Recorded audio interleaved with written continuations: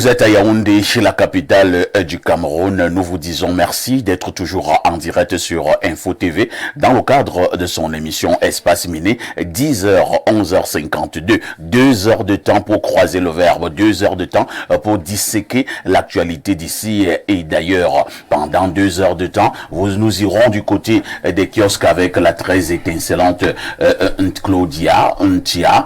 Pendant 2 heures de temps, on marquera également un arrêt pour la dénonciation du jour. Au cours de ces 2 heures également, nous aurons à marquer un autre arrêt pour l'instant de l'analyse. Ce jeudi, nous avons choisi de parler justement encore de politique avec une interrogation. L'élection est-elle un indicateur de démocratie dans un pays? Avez-vous l'impression que dans un pays, lorsque les élections sont régulièrement organisées, nous pouvons affirmer avec la force des arguments que le pays est démocratique? Nous en parlerons dans le cadre justement de ce programme. Connectez-vous sur le canal 317 et là vous serez à pic sur Info TV, sur Canal Plus International. C'est votre chaîne de télévision qui monte et qui monte encore. Bernard Owona, bonjour. Bonjour, parfait ici. Bonjour à votre panel déjà confortablement installé. Merci pour l'invitation. J'allais oublier de dire également bonjour à vos nombreux téléspectateurs. Avec votre permission, j'ai 2 petites choses. La première, c'est dire bonjour à un neveu dont la maman est ma soeur du côté des Tourébé. C'est monsieur Mbidala, il est de Simbok, c'est un Dimbor et Somdana. Il est conseiller municipal à la mairie de Yaoundé 6e. Il suit en ce moment cette émission. Il me disait qu'il nous suit régulièrement, religieusement, et qu'il est fier du travail qui est abattu ici par monsieur Parfa ici et ses collègues. Merci, disons donc merci à Deuxième chose, fidèle téléspectateur, oui. monsieur Mbidaki. Mbidala. Mbidala du Oui. côté de Simbok. Simbok. Deuxième chose, hier je regardais le journal d'Info TV à 20h. J'ai apprécié le papier qui a été fait sur le rendu de la rencontre semestrielle des gouverneurs de région qui a lieu en ce moment à Yaoundé à l'hôtel de ville. J'ai remarqué, et ça m'a véritablement également intéressé de constater que tous les 10 gouverneurs étaient déjà retraités. Tous les 10 gouverneurs étaient retraités. Info TV n'a pas dit ça. Non, je dis que c'est quand ce n'est pas Info TV qui le dit. C'est l'allusion que vous avez. Non, je suis en train de dire que j'ai regardé le journal, donc j'ai bien fait vos constats. Après, dans le papier, je me mets donc à réfléchir sur les 10 gouverneurs, je me rends compte que tous devraient être à la retraite depuis très longtemps pour la plupart, tous depuis des années. Et après, j'ai approfondi ma recherche, je suis arrivé au niveau des préfets, j'ai vu que 43 préfets sur les 58 sont également déjà à la retraite depuis très longtemps. Donc je me suis dit que la bonne gouvernance, ce n'est pas seulement l'argent, ce n'est pas seulement l'économie, il y a aussi les ressources humaines. Il faut qu'on commence quand même à être capable de respecter les textes parce qu'on dit qu'il y a un âge pour la retraite, même s'il y a les prorogations du chef de l'État, ça commence à faire un peu trop. Merci Bernard Owona. En face de Bernard Owona, nous accueillons notre digne fils du pays, lui c'est Moser, Carlos Moser. Bonjour. Bonjour Perfecto, bonjour le cercle de modérateurs. Vous savez, les gens peuvent s'amuser à dire le conteneur, l'omputa, mais ça reste que quand on dit le sac de modérateur, c'est stylé, c'est plus soft, c'est plus, vous voyez, c'est ça à l'origine, à la base. Voilà, donc bonjour à tout le panel, bonjour à tous les téléspectateurs d'Info TV. Je peux peut-être dire 2 choses rapidement. Je voudrais peut-être, vous savez, je suis arrivé, je viens à Los Angeles, je suis arrivé dans la nuit vers 23h et ça me fait quand même un peu plus de 20 heures de vol. Et quoi de plus mieux dans un vol de lire un livre? J'avais donc ce livre avec moi que j'ai donc pris la peine de lire. C'est pour un aîné. C'est le docteur Rodrigue Yonga, voilà, qui a écrit ce livre, La force du divorce. C'est un leader, n'est-ce pas, de la communauté camerounaise, en Amérique, en Californie et dans la ville de Los Angeles. Donc il a eu plusieurs prix dans ce sens-là. Il est leader de la communauté. Il a sorti ce magnifique ouvrage, La force du divorce, qui ne fait pas la promotion du divorce, non, mais qui, parce qu'il est docteur en éducation, donc qui éduque, qui sensibilise et qui essaie de ramener les gens, parce qu'il a fait une grande étude qui a eu une conclusion selon laquelle sur 2 couples Camerounais qui arrivent à l'étranger, en Amérique, pour le cas de l'Amérique, 1 couple sur 2 divorce. Un couple. Il a donc fait le constat. Je peux avoir l'ouvrage? Bien sûr, La force du divorce, docteur Rodrigue Yonga. Rodrigue Yonga, qui écrit donc sur la force du divorce, essaie des décryptages au sein de la communauté camerounaise aux États-Unis. Nous pouvons peut-être avoir un gros plan avec de cet ouvrage de la force du divorce. Et il faut dire qu'il y a des couples. Oui, un sur deux qui, une fois en Amérique, divorcent. Pour des raisons les évidentes. statistiques font froid au dos. Bien entendu, pour des raisons, changement de climat, changement d'environnement, le comportement change, les lois sont plus les mêmes, donc les gens se retrouvent La dans... femme que tu as amené à trouver mieux ailleurs. Ouais, bon, on va pas accuser les femmes, mais c'est pourquoi ça va tout de suite. Ok, bon, vice versa, là, ça va. Ah, ça va, ouais. La force du divorce. Docteur de toutes Rodrigue les Yonga. façons, un ouvrage de Dr Rodrigue Yonga. Où est-ce Et qu'on d'ailleurs, peut le trouver? il est disponible sur Amazon. C'est vrai qu'il est gratuit, mais il est disponible sur Amazon pour ceux qui veulent bien le lire. Et il y aura des versions. Docteur Rodrigue Yonga, il parle au moins 3 langues. Il parle français, anglais, espagnol. Comme je l'ai dit, il est docteur en éducation. Donc le livre il va sortir sur les 3 versions. Pour le moment, on a la version française. Merci. Je souligne, vous avez commencé à le relever, que vous êtes effectivement camerounais, résident du côté des États-Unis. Vous résidez depuis plusieurs années de ce côté. Vous êtes arrivé hier au Cameroun et vous avez voulu venir nous dire bonjour à votre manière sur Espace Miné. Merci. Vous êtes journaliste.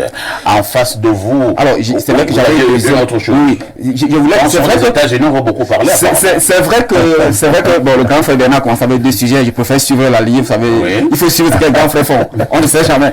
Alors, pourquoi tu vas te cacher tel que ce que vous voulez dire sera grave. Non, le sujet que je vais dire, ça concerne la double nationalité. Ah, d'accord. Et je peux parler au nom de toute la diaspora, quand même, que je peux représenter au moins sur ce sujet. Et ça ne concerne pas seulement celle des États-Unis ou bien celle de l'Asie, même celle du Gabon, de la Guinée à côté, du Tchad, partout. Oui, parce que c'est quand même un gros problème lorsqu'on sait que le grand frère Bernard, il est par exemple dans le RDPC. Et c'est eux qui bloquent ce dossier. Parce qu'on ne comprend pas comment. Le chef de l'État était en 2009, il était à Paris, Oui. il avait reçu la communauté camerounaise à laquelle il a promis la double nationalité. C'était en 2009.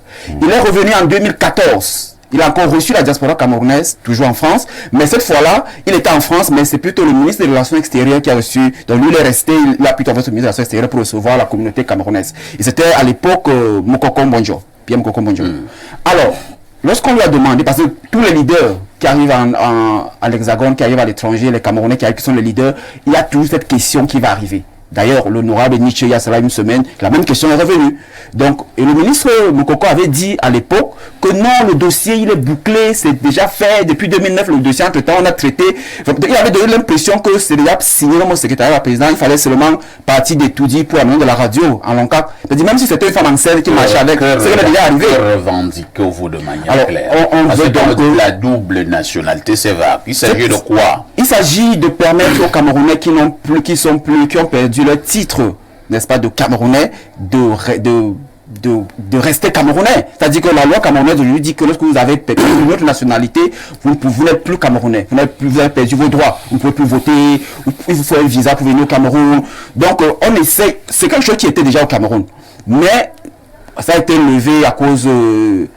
à l'époque du maquis, des raisons politiques, mais c'est dépassé, ça c'était avant. Donc maintenant, on a envie de faire revenir ça, et si le pouvoir en place actuel ne le fait pas, naturellement, ceux qui vont arriver, il y aura bien une fin un jour, ceux qui vont arriver ça va être parmi les premières signatures, et toute la gloire va forcément revenir à cela. Donc, mieux que ceux qui prennent cette gloire-là. Vous lisez dans une boule de cristal. Alors, disons que nous avons marqué un arrêt significatif dans le cadre de nos nombreux plateaux sur Info TV pour poser de manière grandeur nature ce problème de double nationalité. Et il est important. On est déjà à la multiple nationalité. Il y en a qui ont passé à plusieurs. Vous avez eu l'habitude de jouer au football au quartier avec un frère, un ami. Et parfois même, vous êtes allé dans son village, vous avez extrait le vin de palme. Ainsi de suite, un beau matin, on dit qu'il n'est plus ton frère, parce qu'il a pris la nationalité française, cause d'un format. belge, et que sais-je encore. Alors, Moser me dit qu'à cause d'un format, Oui, on a dit vous n'êtes plus des frères. Cela nécessite une réflexion profonde et nous allons le faire dans le but naturellement d'aider les gouvernants à prendre cette affaire au sérieux. Parce que aussi, s'il te plaît, il y a un problème de déséquilibre aussi. Parce qu'il y en a qui sont... Vous avez des qui sont cette aux double, États-Unis, hein. qui ont cette double nationalité, mais qui sont acceptés. On a les sénateurs qui ont la double nationalité. Après, d'autres veulent être Vous aussi... n'êtes pas le problème de cette manière. D'autres veulent être... Bon, Non, Moser, je veux dire que ce déséquilibre-là... je vous suggère, quand vous voulez un arrangement, ne commencez pas par... N'est-ce pas quelqu'un aussi a fait comme ça? Non, on ne lui a rien fait. Voilà. Non, parlez, on dit au quartier, parlez pour vous. Laissez les sénateurs tranquilles, laissez les ministres et ainsi de suite. Parlez pour vous. N'est-ce pas Bernard? Voilà. C'est un bon conseil. C'est un très bon conseil. D'accord. Parce que là, il va là, je peux le surprendre en lui disant que pratiquement tous nos ministres ont la double nationalité. Bon, je parlais des sénateurs, pas parler des ministres. Ah ben, ce n'est pas différent de ce côté-là également, hein. D'accord. On accueille également un frère et un ami, un habitué des plateaux d'espace miné. Lui, c'est Paul Yombo qui nous a retrouvés. Bonjour, Paolo. Bonjour, Perfecto. Je passe également un salut fraternel à tous vos invités. Je suis également très joyeux de me retrouver encore sur le plateau d'espace miné. C'est un honneur que vous me faites et je vous remercie pour cela. Paul Yombo est jeune chercheur camerounais en relations internationales. Il a ses habitudes du côté de l'Institut des relations internationales du Cameroun. Je voudrais parler de la très célèbre Eric, le très célèbre Eric, voilà. L'Institut. Tout à fait. Mais, oui, Paul Yombo. Oui. En fait, je suis chercheur associé à l'IRIC, oui. Mais mon université d'affiliation, c'est l'Université protestante d'Afrique centrale. C'est là-bas où je suis enseignant permanent. Vous êtes enseignant permanent du côté de l'université catholique. Protestante. Oui. Comment vont vos étudiantes? Bon, il est vrai que j'ai pris... Maintenant, tu commences à philosopher. J'ai pris un peu de la distance avec les étudiantes. Avec l'enseignement. J'ai fini ma thèse. Donc, certainement, en octobre, je vais les retrouver et je pourrai vous donner plus ample information. Comment ils allaient sur... Bon, il faut lorsque vous les avez abandonnés. Bon, on a la chance quand même à l'Université protestante d'Afrique centrale d'avoir des gens qui ont une situation financière qui est assez stable. Malheureusement, il y a aussi des aléas qui viennent avec ça. Ça a un rapport avec ma question? Souvent, ce sont des étudiantes qui sont plutôt jeunes, qui ont encore le comportement du lycée. Donc, les gens ont le bac aujourd'hui à 16-15 ans, ils arrivent à l'université et... donc ça c'est une catégorie d'étudiants. Maintenant il y a ceux qui ont fait les universités publiques, se sont rendus compte que ça ne marchait pas et leur famille a consenti à payer un peu plus cher pour avoir une éducation de qualité. Mais dans l'ensemble, l'étudiant camerounais se porte très mal. L'étudiant camerounais n'a pas accès à l'information. La réalité même, c'est que si on est rigoureux, il n'y a pas vraiment de recherche qui est faite au Cameroun parce que la recherche se fait en communauté. La science se fait en discussion avec les autres scientifiques. Et les scientifiques camerounais n'ont pas accès aux...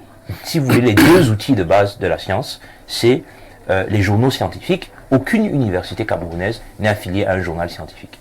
Donc si on fait la recherche sur la cravate, il y a 100 personnes sur Terre, par exemple, qui sont des chercheurs sur la cravate. Les chercheurs sur la cravate se rencontrent dans les symposiums et dans les colloques, et ils échangent dans les journaux spécialisés sur la cravate.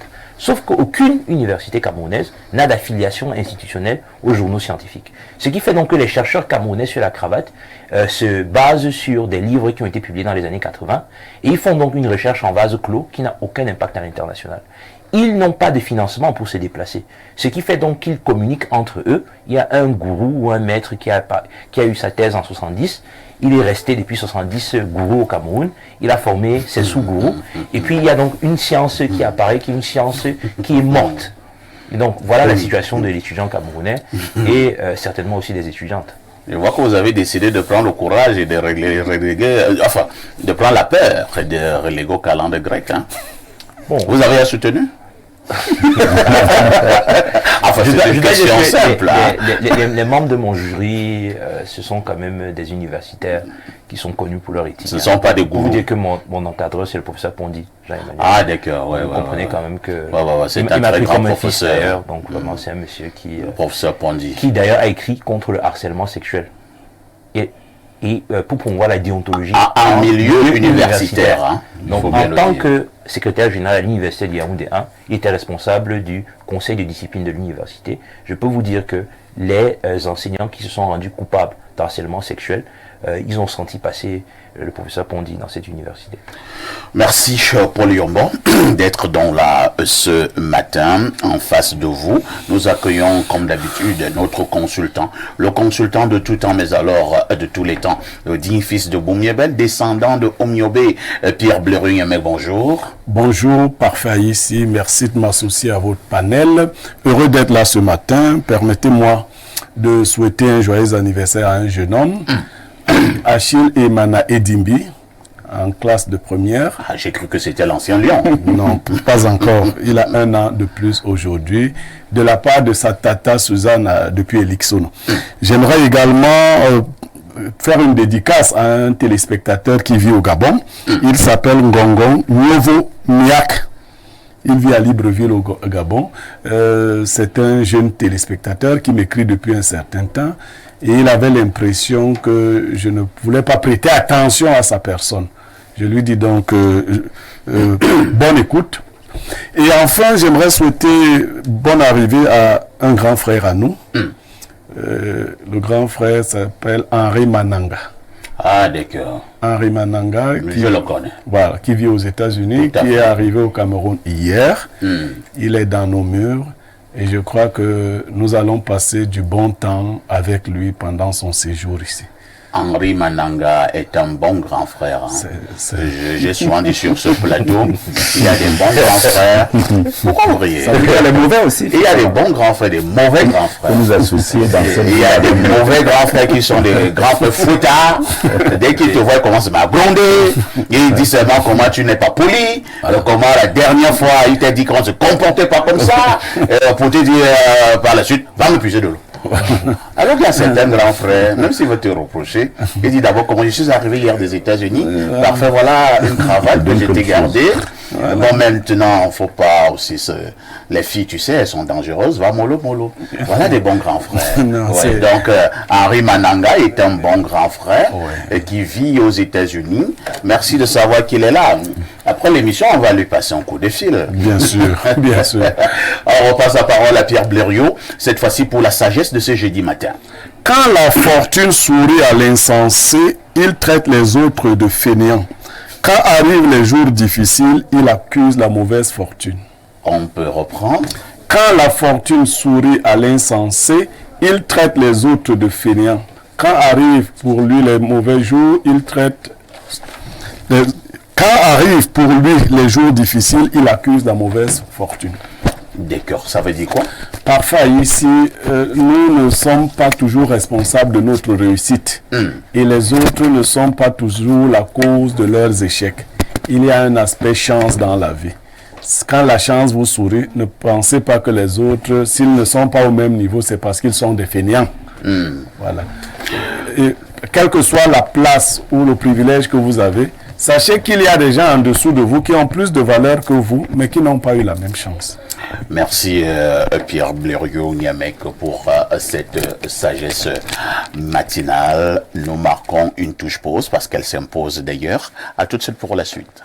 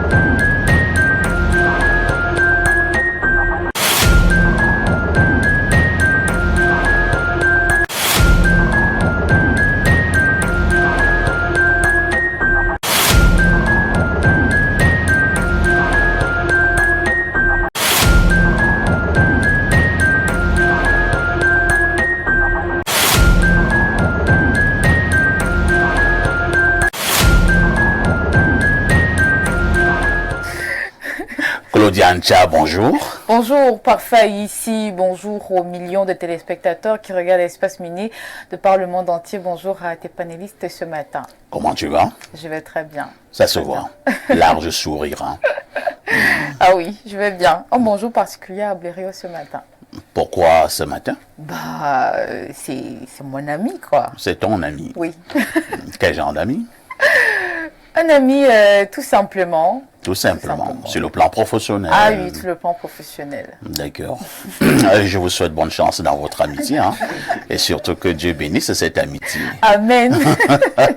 La petite Claudia nous a retrouvés comme tous les matins. Elle nous amène en balade dans les kiosques.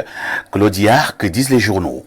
À la une des journaux ce matin, parfait ici, présidentielle 2025, mise en garde musclée du Minette aux fauteurs de troubles.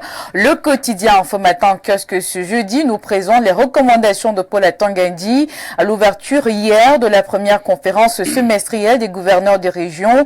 Le ministre de l'administration territoriale a martelé que ceux qui tenteront de perturber l'élection, le moment venu, seront sévèrement sanctionnés.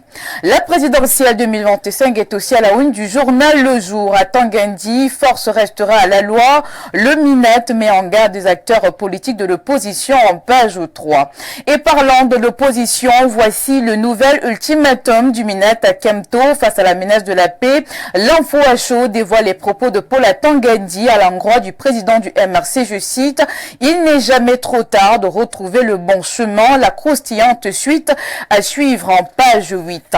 L'actualité se poursuit avec le quotidien Mutation qui s'intéresse aussi à la présidentielle 2025. Kourou et verrou du Minette à lire en page 9. Même son de cloche pour Réalité Plus ce matin. Selon le quotidien de Paul Ngouaré Kindi, les élections de 2025 vont se dérouler dans la sérénité, la paix et dans le respect de la loi. Aucun désordre ne sera toléré. Faites un tour en kiosque et retrouvez l'information détaillée de la page 4 à 7. Dans l'enveloppe du Messager, ce 4e jour de la semaine, le quotidien présente les 3 pour l'enfer. Accusés de comportement conspirationniste à la veille de la présidentielle 2025, Kemto, Nietzsche et Cabral Libi dans le collimateur de Paul Atangandi qui les met à nouveau en garde avant le scrutin. Mettons la présidentielle de 2025 de côté. Lisons la une du journal Repère. Loin des bulletins de vote, Régine Touna s'intéresse aux travaux publics. Une arnaque à 37 milliards de francs CFA, apprend-on ce jeudi matin. Et puis, cinquantenaire de CT, le personnel à l'honneur. C'est l'information qui barre la une du journal à Capitaux Public Cameroun Tribune, ce 4 juillet 2024. À l'affiche également ce matin, l'œil du Sahel, le cri hebdomadaire d'information du Nord, dans l'alerte kamikaze dans les localités frontalières du Nigeria, plus précisément à l'extrême nord. L'actu sport, basketball de Camerounais graveté en NBA est prêt pour le TQO. De qui s'agit-il exactement? L'hebdo de tous les sports, détaille l'actualité sportive en page 8. Entre-temps, le billet hebdomadaire Le Point analyse 3 ans après les infrastructures sportives, principalement celles conçues pour abriter la CAN 2021 au Cameroun. Le stade Olembe n'est toujours pas achevé. Les questions à moi les combis. Magie, le stade Olembe, point de suspension. Je clôture avec l'économie quotidienne. Prêts bancaires, les particuliers payent les taux d'intérêt les plus élevés en zone SEMAC. C'est ce qui ressort du rapport de la politique monétaire de la Communauté économique et monétaire de l'Afrique centrale au premier trimestre 2024. Merci Claudia pour toutes ces informations fraîches tirées donc en kiosque. Ce soir, quel est le fait saillant de l'actualité qui retiendra notre attention aux 19h et aux 20h? Alors parfait ici, bien évidemment que plusieurs actualités seront abordées aux 19h et aux 20h ce soir, mais la rédaction centrale va mettre en point d'honneur sur la consommation de la drogue au Cameroun. Le phénomène va grandissant, surtout en cette période de vacances scolaires. Qu'est-ce qui fait problème? On en saura davantage aux 19h et 20h ce soir. Claudia? Oui, parfait. Tout en te souhaitant un excellent jeudi, nous nous disons à demain. 10 À heures. demain, 10h, bonne suite d'émission. Merci beaucoup. On profite quand même également rapidement pour souhaiter également un joyeux anniversaire à un fidèle téléspectateur, mais également un invité de ce plateau. Et nous l'avons reçu de manière régulière sur ce plateau d'Espace Miné. Il s'agit du docteur Eric Achille encore qui célèbre donc son anniversaire ce jour. Il a un an de plus. Donc, joyeux anniversaire au docteur Eric Achille encore, qui est analyste socio-politique. Nous espérons qu'on aura le Mwamkwam en fin de journée arrosé d'un bon vin de palme. On appelle ça les autres appellent Matango. D'ailleurs, Oui, je me souviens, Carlos Moser, lors de mon on a dernier parlé. passage Oui. ici, j'étais avec lui. Avec Eric Achille. C'est mon mois d'octobre. Ah, d'accord. Mois d'octobre, oui, au mois d'octobre. C'est donc son 2023. anniversaire aujourd'hui. Oui, je me souviens. Ça Joyeux tombe bien anniversaire. parce que vous êtes devenu des États-Unis. Hein. Joyeux anniversaire. Prenons également une actualité presque majeure. Nous commentons un tout petit peu parce que je reviendrai de manière plus profonde dimanche prochain dans le cadre du grand débat de la semaine, libre expression. Je commence par Bernard Owona. Bernard Owona, le ministre de l'administration territoriale à Tangandji, n'est pas très content. Hein. Il n'est pas très content d'une certaine opposition et il l'a fait savoir de manière très claire lors de l'ouverture de la conférence des gouverneurs. C'était hier, le ministre Atangandji a dit que avant l'élection, pendant l'élection et après l'élection, l'ordre régnera. Et il a dit qu'aucun désordre ne sera toléré. Cela a l'air d'un ultimatum. Votre réaction? Ma réaction est simple. Déjà, je suis pour que l'ordre règne, absolument, puisque nous sommes en République. Moi-même, je dois me déplacer, je dois me mouvoir, je dois vivre, je dois envoyer les enfants à l'école. Donc, s'il n'y a pas d'ordre, on ne peut pas aisément le faire. Donc, tout le monde est pour que l'ordre règne, mais je pense que en République, il y a une façon de s'adresser aux partenaires politiques et autres. Il y a une façon, il y a un discours. Moi, je crois que le monde entier nous observe, nous regarde. Et vous savez, je l'ai dit ici il y a quelques semaines, que les Nations Unies ont saisi le gouvernement du Cameroun pour lui demander de cesser de faire de l'ingérence dans la gestion des partis politiques qui sont des associations de droit privé. Et vous allez voir ce qui va se passer parce que pour l'instant, il y a même une plainte qui est au niveau du PNUD qui va conditionner un certain nombre de déblocages de financement par rapport à ces interférences du gouvernement camerounais. Attends, ça veut dire quoi? Ça veut dire que si on ne parle plus de l'opposition, si on continue à parler... Attendez un peu, il faut qu'on comprenne bien. Oui, si on continue à attirer l'attention de l'opposition, les financements peuvent être bloqués, c'est ça? Hein? Non. Non, Je réponds donc. Si vous continuez à vous mêler de la gestion du PCRN, qui est une association de droit privé, on va bloquer les financements. Non, on ne va pas bloquer, vous ne serez pas éligible puisque vous n'êtes pas capable de la... C'est aussi important que Pourquoi ça. l'État du Cameroun n'aime pas respecter la loi? Pourquoi l'État du Cameroun n'aime pas respecter les textes en vigueur qui régissent le fonctionnement d'une république? Je l'ai déjà dit ici plusieurs fois, même sur le problème de la FECAFOOT et autres. Je dis qu'on a un problème de respect des textes. Vous avez un parti politique qui s'appelle le PCRN. Moi, je ne parle pas de l'autre. Moi, je vous posais une question sur la sortie d'Atangandji. Lui n'a pas parlé du PCRN Lomboban. Il a même parlé de quelqu'un hier. Vous avez suivi le ministre, il a parlé de quelqu'un. Lui parlait ces choses. C'est que comprenne qu'il pourra. Donc, non, il n'a pas cité de nom. Hein.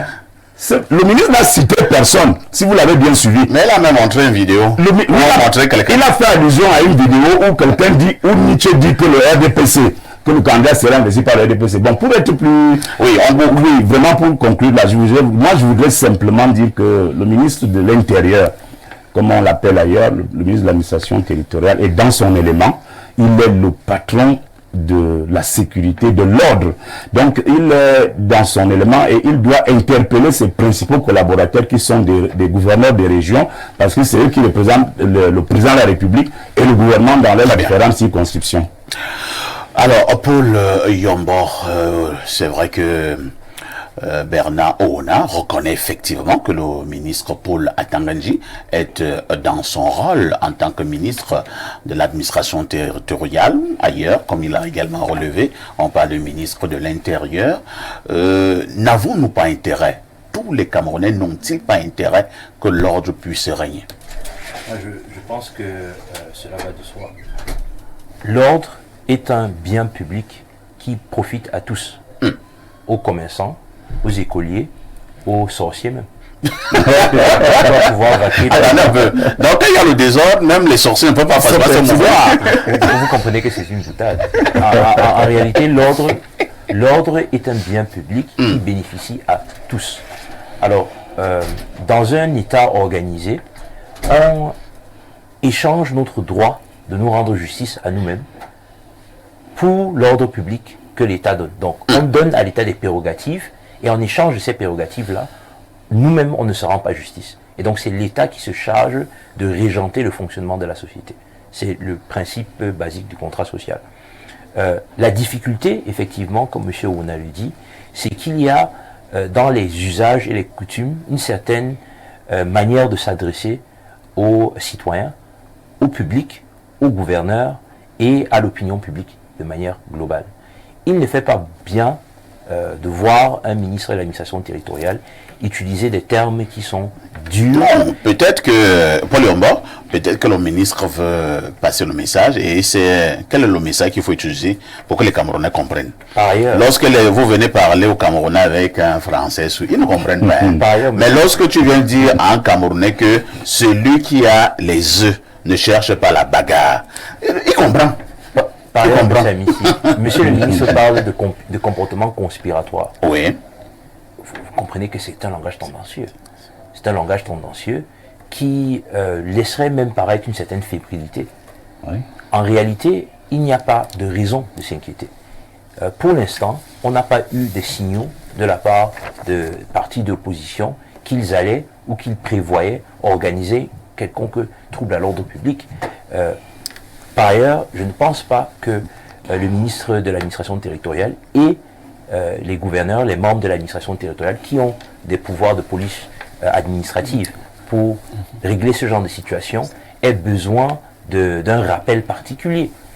Je pense que le fait que le ministre ait choisi comme thème le maintien de l'ordre dans une année préélectorale, c'est déjà une manière peut-être de nous polariser sur quelque chose qui nous fermera les yeux sur ce qui se passe actuellement.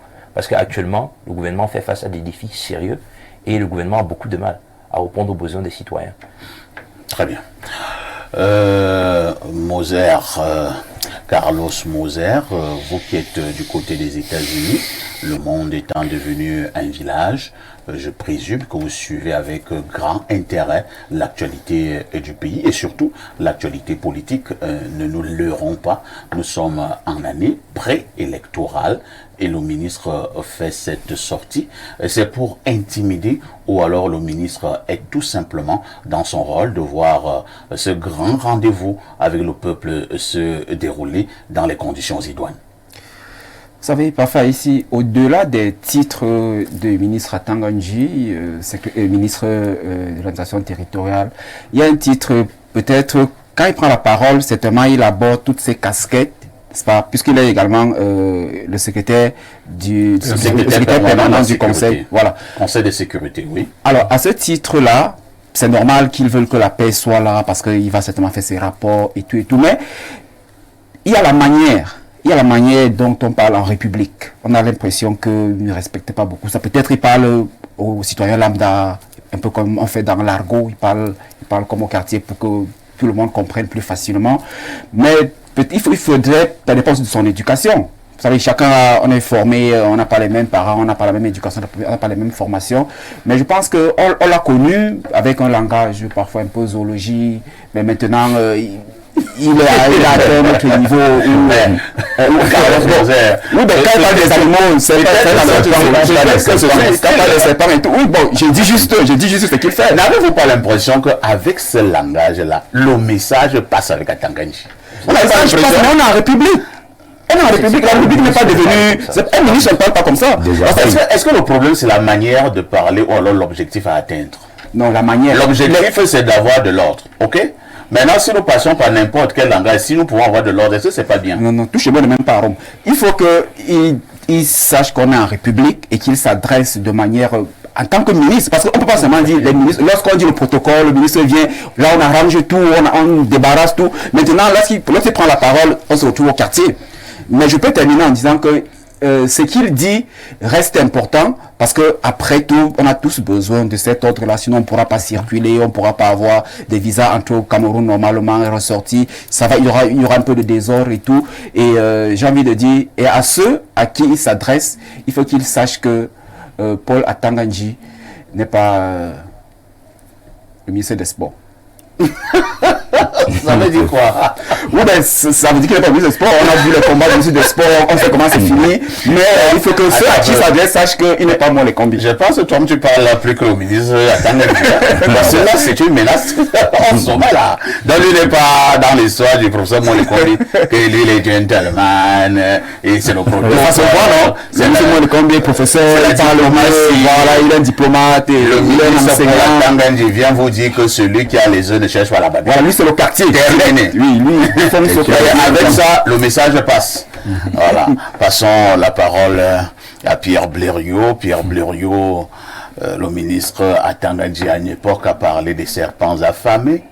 Il nous a également amené dans les moulinex avec des condiments qui pouvaient être écrasés. Qui sont les condiments? C'est ceux qui veulent troubler l'ordre public. Le ministre Atanga Ndji, en l'écoutant hier, c'était comme si c'était un dernier avertissement qu'il a adressé à certains hommes politiques. Il a même parlé de ceux qui font, qui manifestent un certain outrage à président de la République. Il a lu les textes, hein, et pour dire qu'il ne laissera plus cela passer. Votre réaction? Oui, mais vous savez que j'étais de ceux qui reprenaient le ministre Atanga Ndji au niveau de son expression. Je crois que je me suis habitué à cette manière de parler.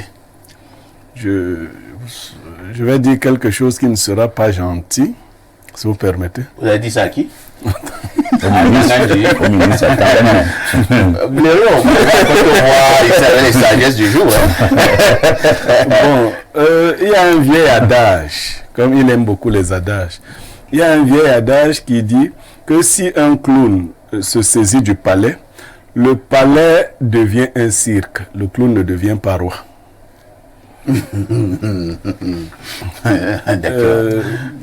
C'est un proverbe turc. Donc, il y a ça. Et il y a que l'ordre public dont vous parlez. Khalil Gibran. Ça, c'est quand les choses vont bien du côté du gouvernement que les gens se vantent de préserver l'ordre public. Le jour où l'ordre public va partir, il n'y aura plus personne pour dire qu'il faut l'ordre public. Vous voyez? Il s'agit pas. On peut exorciser, on peut en parler aujourd'hui. Il faut éviter tout le temps de provoquer ce genre de situation. D'agiter. Parce qu'il y a l'ordre public. On ne sait donc pas pourquoi ce qui est là, on va encore nous dire qu'on en a besoin, on en a besoin. Peut-être qu'à force de reprocher à l'enfant, de dire à l'enfant de faire attention, l'enfant finira par tomber. Il faut faire attention à votre tour.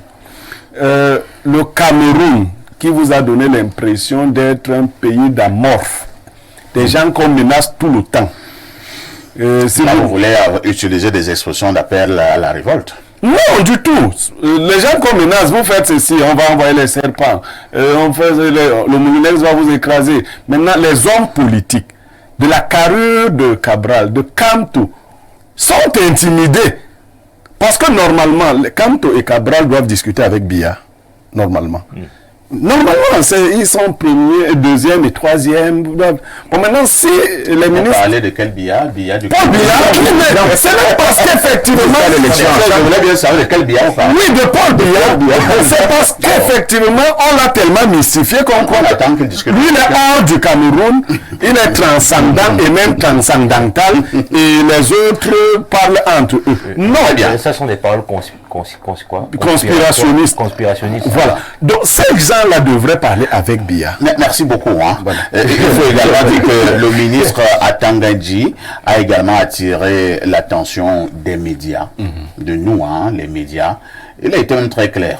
Il a parlé des débats télévisés et plus précisément des débats du dimanche, en disant que certains leaders d'opinion, certains hommes politiques se donnent trop de liberté sur ces plateaux. Il a tiré également notre attention, vous et moi, Pierre Bleriot. Donc, c'est pour ça qu'il a invité votre PDG. Je crois que... C'est pour ça qu'il a invité votre PDG. Et d'autres PDG des autres supports. Enfin, ici, je crois qu'à un moment donné, peut-être on va céder les plateaux au ministre Atangandi. On n'ira pas jusqu'à ça. Mais peut-être, parce que c'est ce que nous devons dire dans tous les cas. Le ministre Atangandi n'a pas dit que les débats télévisés doivent cesser. Oui, il a simplement dit qu'on doit respecter la réglementation. Il a fait journalisme. Il a fait journalisme. Il est ministre de la communication. Mais pourquoi vous avez non, mais nous sommes dépassés quand même. Cette chose que vous laissez, parce que ça c'est un recul de plus de 30 ans. Pour vous les hommes de presse, c'est un recul de plus de 30 ans.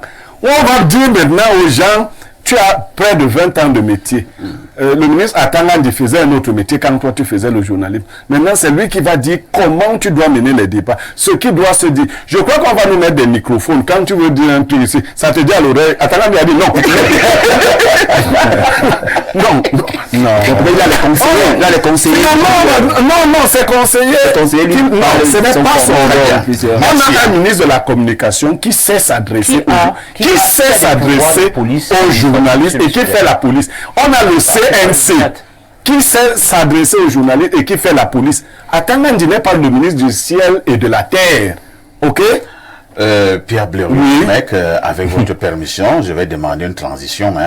Le temps quand même de rappeler que vous et moi, nous allons nous arrêter de manière majeure ce dimanche à partir de 11h30. On reviendra sur cette sortie du ministre de l'administration territoriale au Cameroun, Paul Atangandi.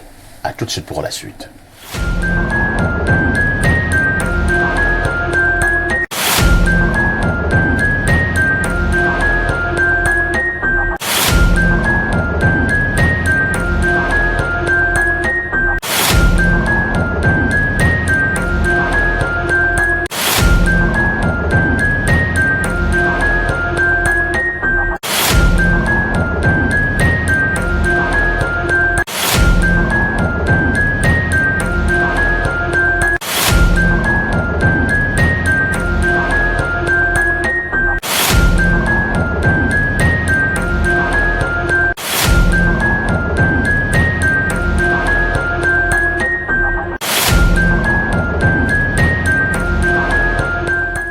Nous allons repasser la parole à Pierre Bleriot cette fois-ci, pour nous donner la dénonciation de ce jour. Parfait, ici, la dénonciation de ce jour est une dénonciation que les gens n'osent pas porter sur la place publique.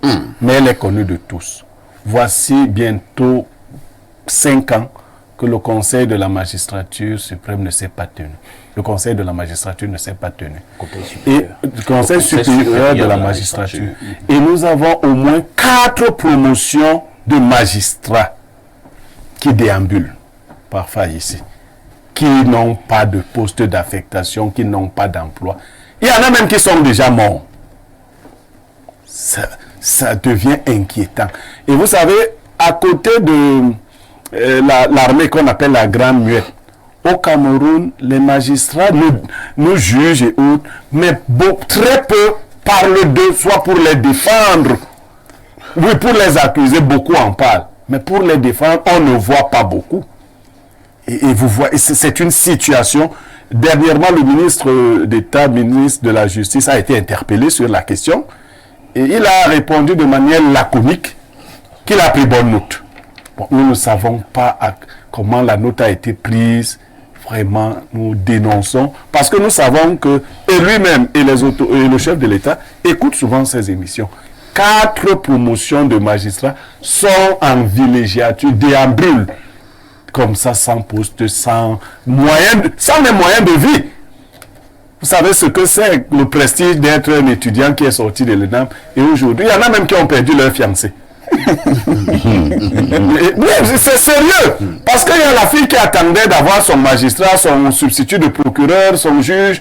Et depuis, le gars, il n'arrive même plus à s'habiller normalement comme les Paul Yombo. Les Paul Yombo leur prennent leur fiancé.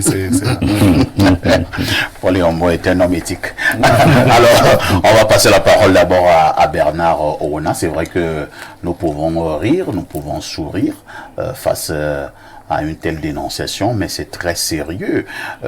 Vraiment, Bernard Ouna, même vous qui êtes du RDPC, est-ce qu'il n'y a pas souvent certains sujets où vous-même vous êtes vraiment dans l'impossibilité de défendre? Qu'est-ce qui peut justifier que pratiquement déjà 5 ans, on n'a pas tenu un conseil supérieur de la magistrature? Y a-t-il une explication à un tel fait? Je vous passe la parole. Chaque fois que je viens sur ce plateau, heureusement que vous me présentez souvent comme journaliste, mais militant, vous savez que j'ai souvent pris des positions ici, et des téléspectateurs vous ont écrit dans le message là pour dire que Bernard Ouna même n'est plus du RDPC.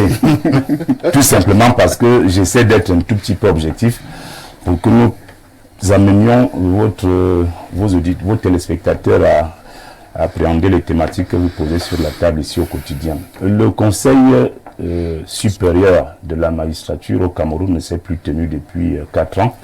Effectivement, il faut déjà rappeler que ce conseil, en principe, doit se tenir une fois l'an, qu'il a pour président M. Paul Biya, le président de la République, qu'il a pour vice-président M. le ministre d'État, le garde des Sceaux, M. Laurent Esso, et qu'il y a un secrétaire permanent qui gère cette institution. Alors, le Conseil supérieur de la magistrature a pour responsabilité, pour mission principale, de faire monter en grade et en échelon les magistrats, de les nommer. C'est-à-dire qu'au sortir de cette rencontre avec le président national, le président du Conseil, il y a directement à 17h les nominations au niveau des sièges et autres. Donc c'est une instance très importante pour le fonctionnement de l'instrument judiciaire dans un pays normal, dans un pays sérieux. Moi je pense que depuis très longtemps il n'y a plus eu conseil des ministres. Depuis très longtemps, même au RDPC, il n'y a plus eu congrès. Depuis très longtemps, il n'y a plus eu beaucoup d'autres choses. Donc chacun doit tirer les leçons qui s'imposent. Et moi je remercie Bléreux d'avoir eu le courage de poser sur la table ce genre de dénonciation.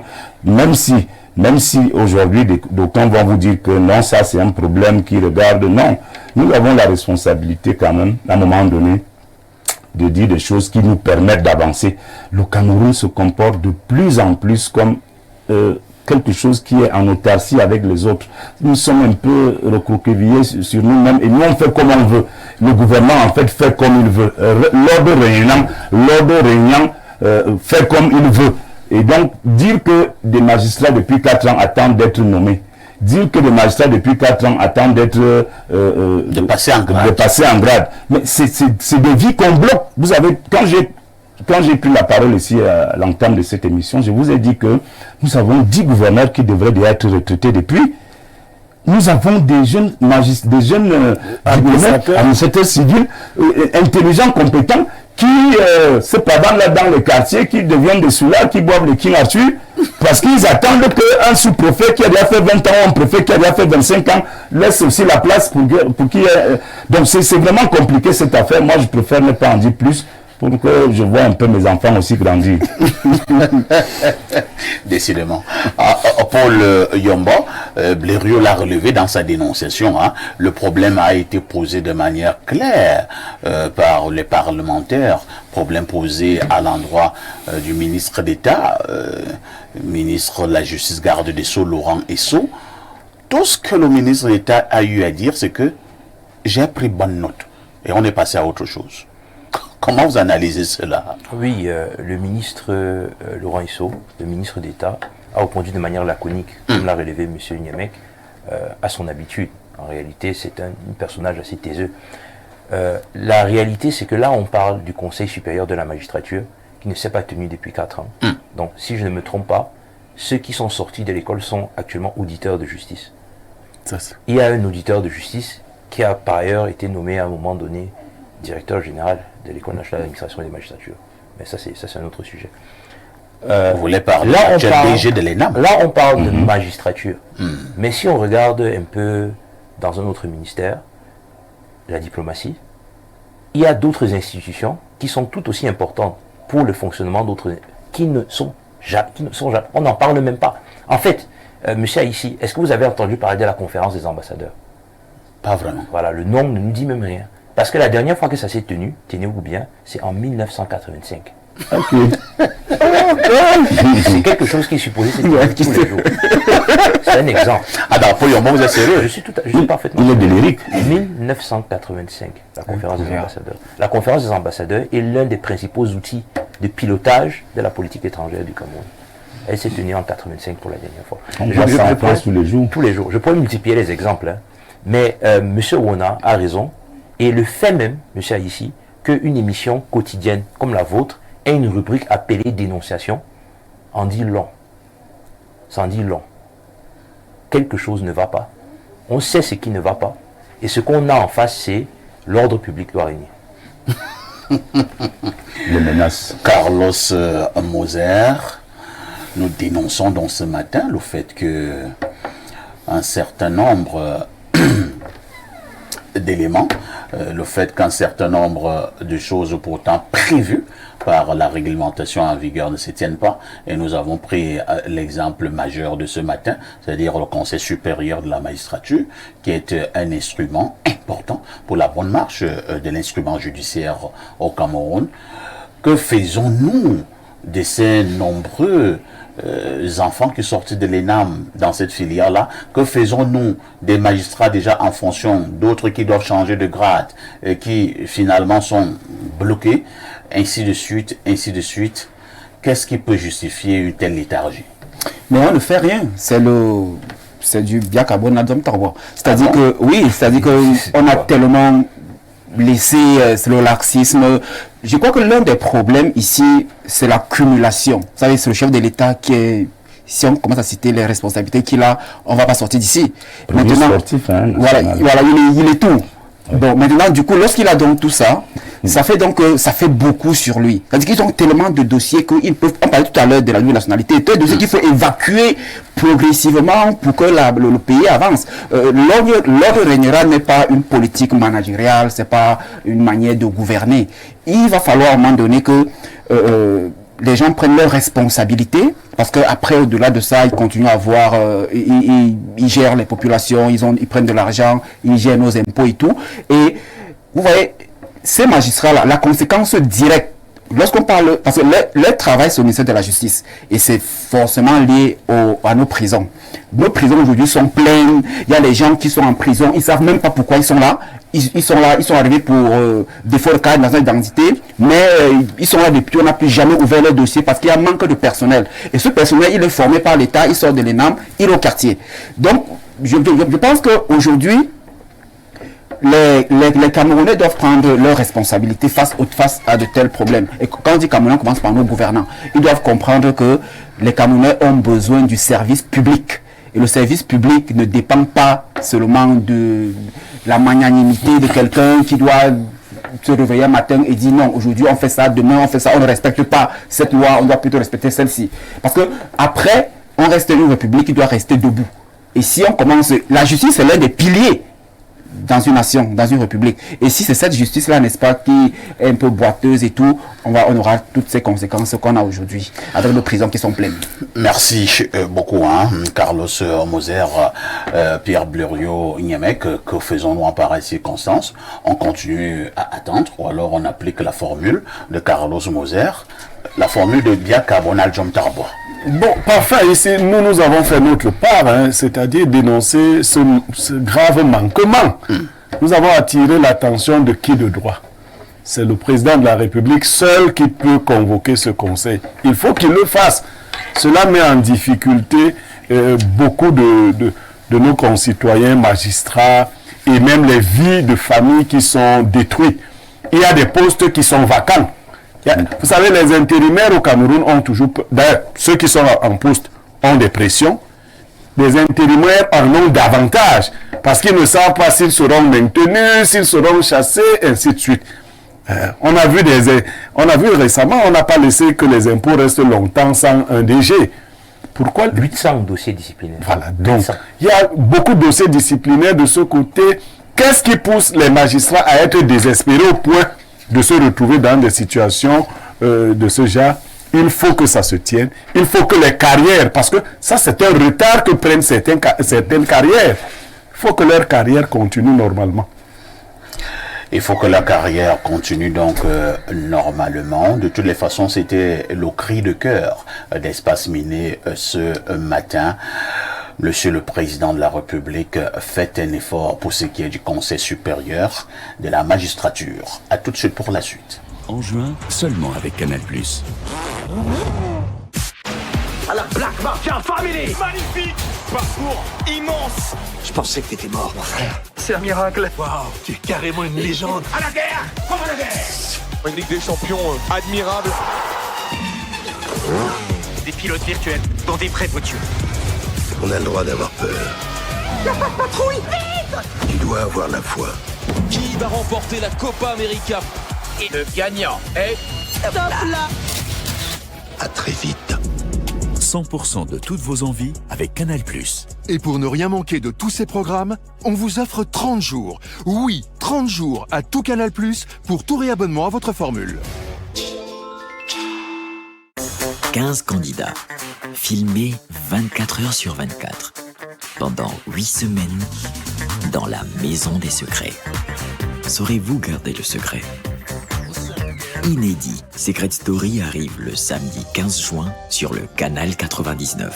Et dès maintenant, le décodeur HD est à 5000 francs à partir de la formule Access. Profitez-en vite. C'est tout pour le moment.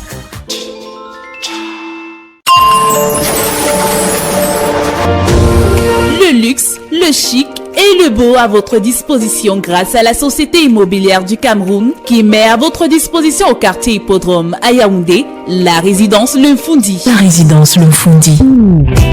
La résidence Le Mfundi est un immeuble constitué de 152 appartements au standing de type T1, T2, T3, T4, T5 et T6 avec des surfaces utiles allant de 18 à 445 mètres carrés et d'un espace de commerce d'une surface globale de 954 mètres carrés. La résidence Le Mfundi, c'est 4130 mètres carrés de parking pour 134 places, 3070 mètres carrés d'espace commun, 4 ascenseurs, 2 groupes électrogènes de puissance globale de 800 kVA, un forage, un système de sécurité incendie, une bâche d'eau et une station d'épuration. Réservez et achetez dès maintenant votre appartement au standing ou votre espace de commerce. Pour toute information, contactez la division commerciale et marketing de la SIC au numéro 695 89 98 49 695 89 98 51. Société immobilière du Cameroun, la volonté de mieux vous loger. Renapro Finance SA, acteur majeur de la microfinance au Cameroun depuis 1996. Et si ta solution venait de la Masso?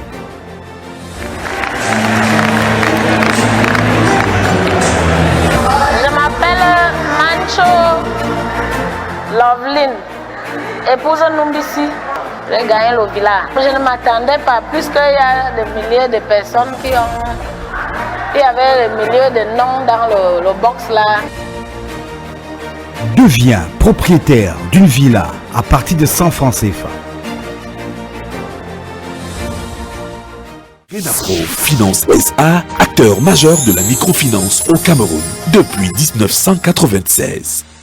Vous souffrez d'hypertension, mal de nerfs, d'arthrose, infertilité, rhumatisme, MST et bien d'autres? La médecine chinoise est la solution à tous vos problèmes de santé. Qu'est-ce qu'on entend beaucoup plus par médecine chinoise? Médecine bio, parce qu'une médecine qui soigne les malades sans effet secondaire quelconque. Médecine qui fait, n'est-ce pas, des massages manuels. Médecine curative, parce qu'elle agit directement, n'est-ce pas, sur la santé des malades. Au centre médical de la médecine chinoise, c'est la guérison pour tous. Faites-vous dépister et recevez les soins des spécialistes expérimentés. J'avais l'arthrose, aujourd'hui Je me sens vraiment à l'aise. Je suis vraiment satisfaite. Je suis venue pour me faire soigner et puis j'ai couvert mon résultat. Le centre médical de la médecine chinoise est situé en Volier, derrière la basilique. Contact 691 19 87 68. Médecine chinoise, le secret de la longévité.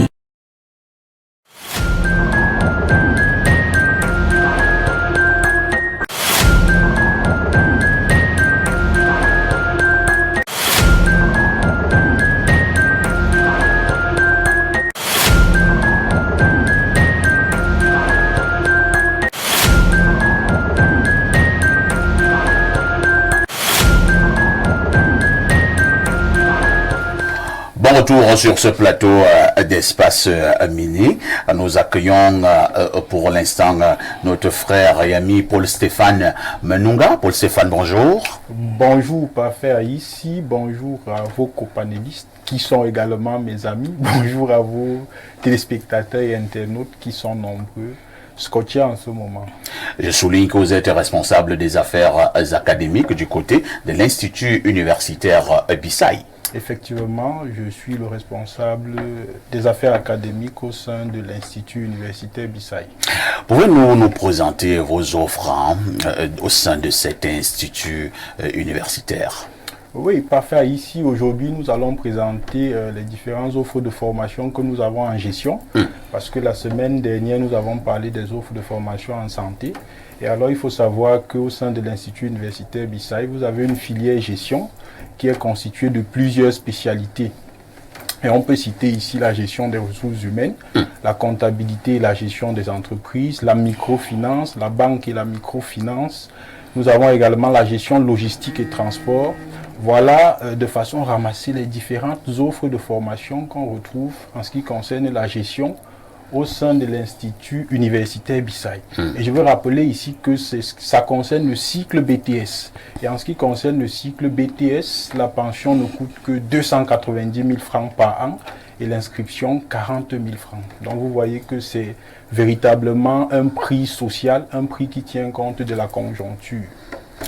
Paul-Stéphane, lorsque nous avons eu ces offres-là pour ce qui est de la gestion, celui qui nous regarde ce matin peut vouloir en savoir un peu plus sur le cadre.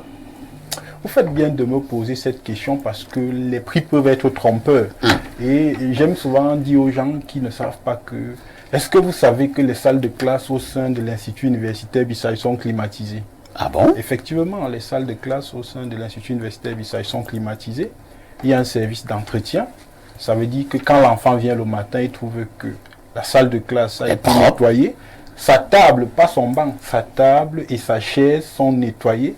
Sa salle de classe est parfumée et la clim est allumée. Parce qu'il faut mettre les enfants dans les conditions optimales qui vont leur permettre même de bien assimiler leurs cours.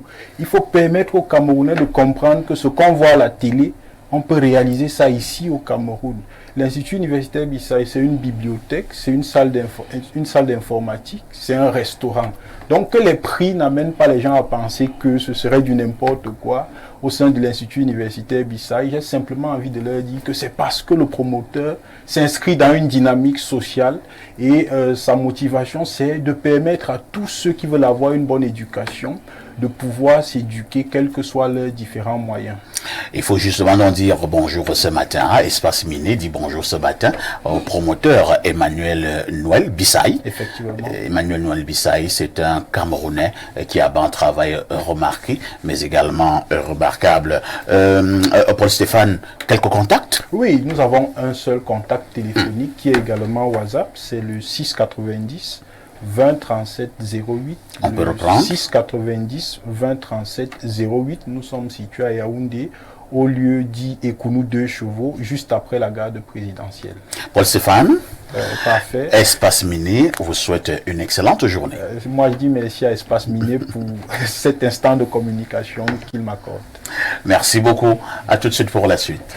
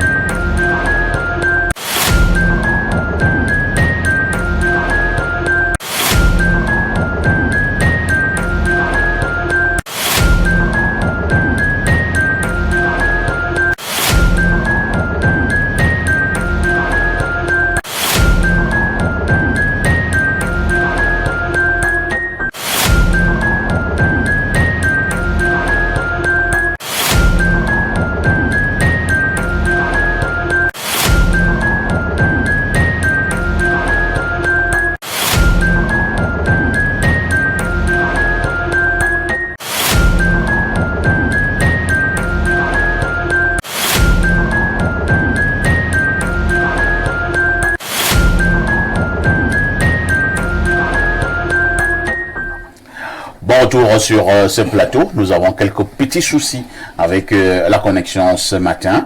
Dès que tout reviendra dans l'ordre, nous allons lire les nombreux messages de nos téléspectateurs. Mais en attendant, nous prenons la problématique principale inscrite à l'ordre du jour ce jour. Ce jour, nous parlons de l'élection avec une interrogation.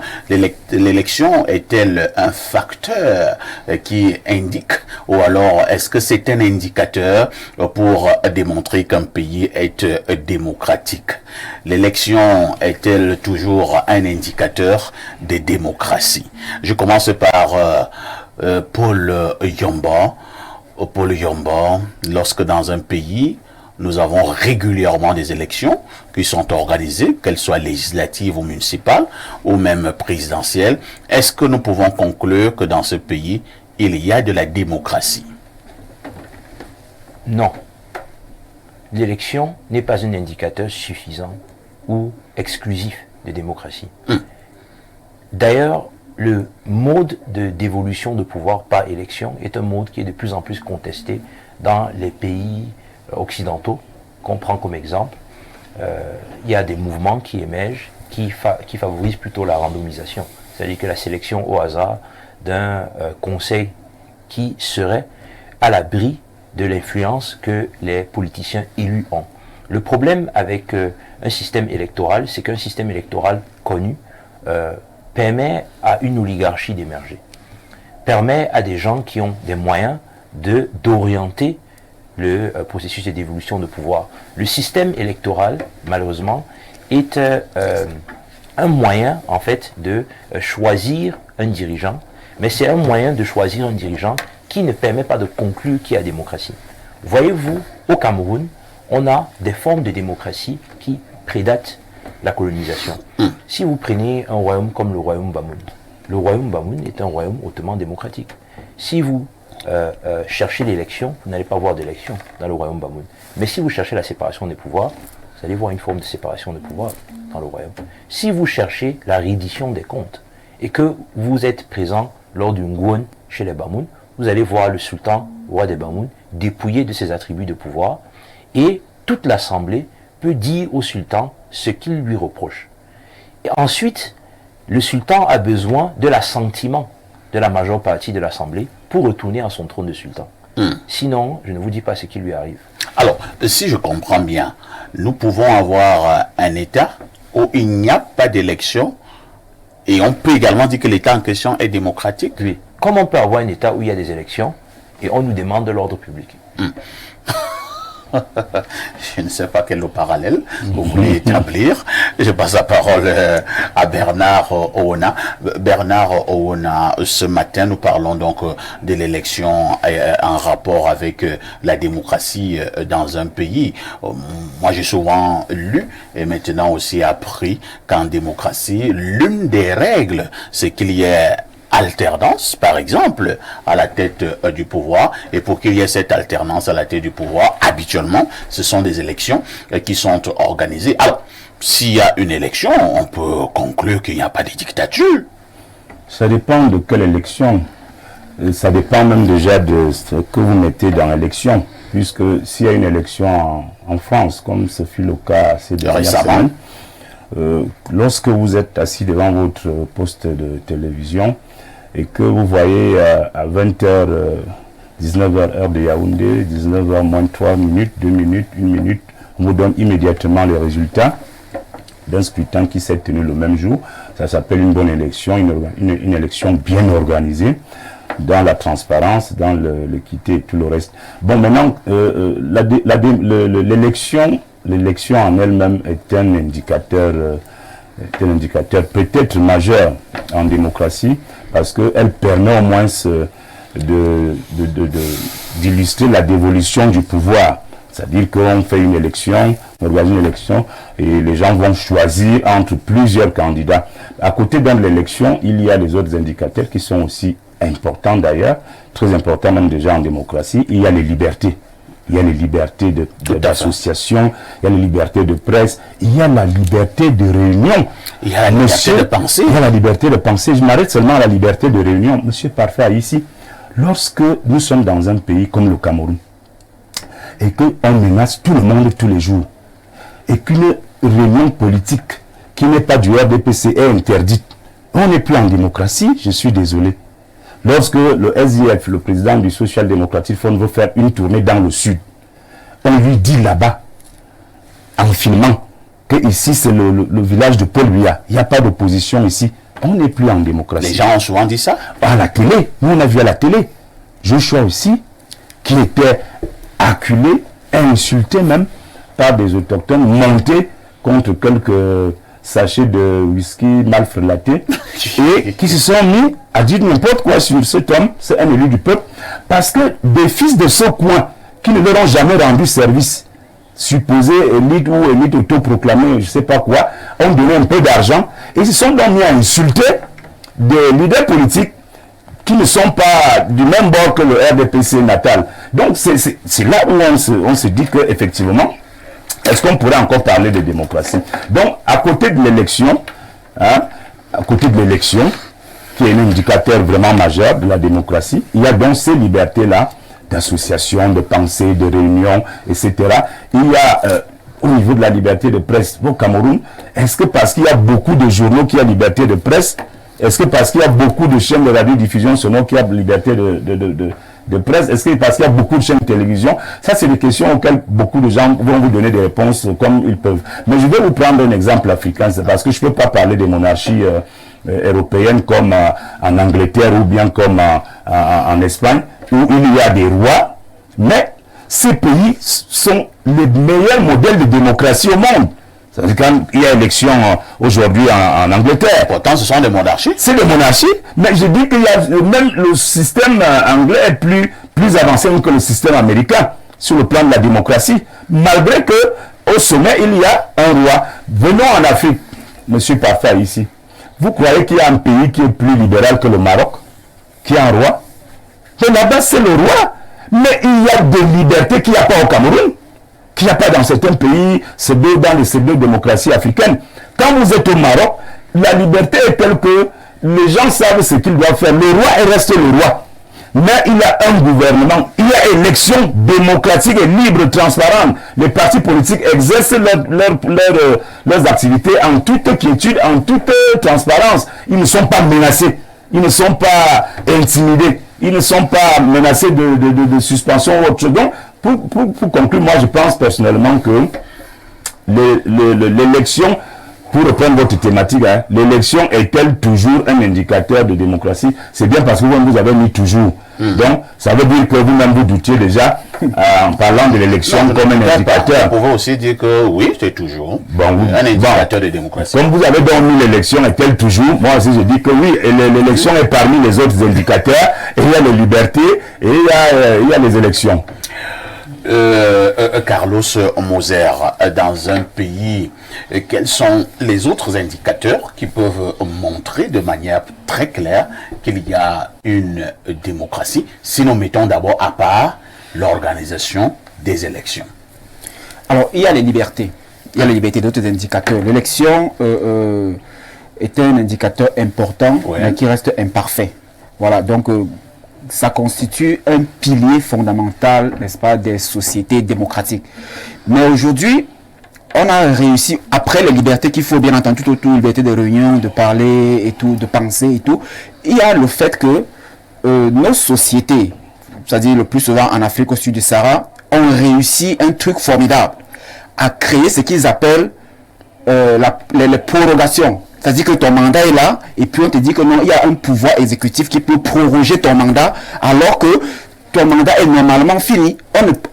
Lorsque l'exécutif fait ce prolongement des mandats, il ne se pose pas souvent la question de savoir est-ce que les populations qui ont élu ces conseillers municipaux, pour parler de leur cas, et les sénateurs, est-ce que ces populations veulent encore avoir ces gens pour le temps? Est-ce qu'ils ne voulaient pas changer? Pourquoi? Donc, c'est une pirouette que les gars ont réussi à créer pour contourner cette élection qui est normalement un enjeu important, même si ça reste, n'est-ce pas, imparfait avec ce qui doit venir avec les diverses libertés.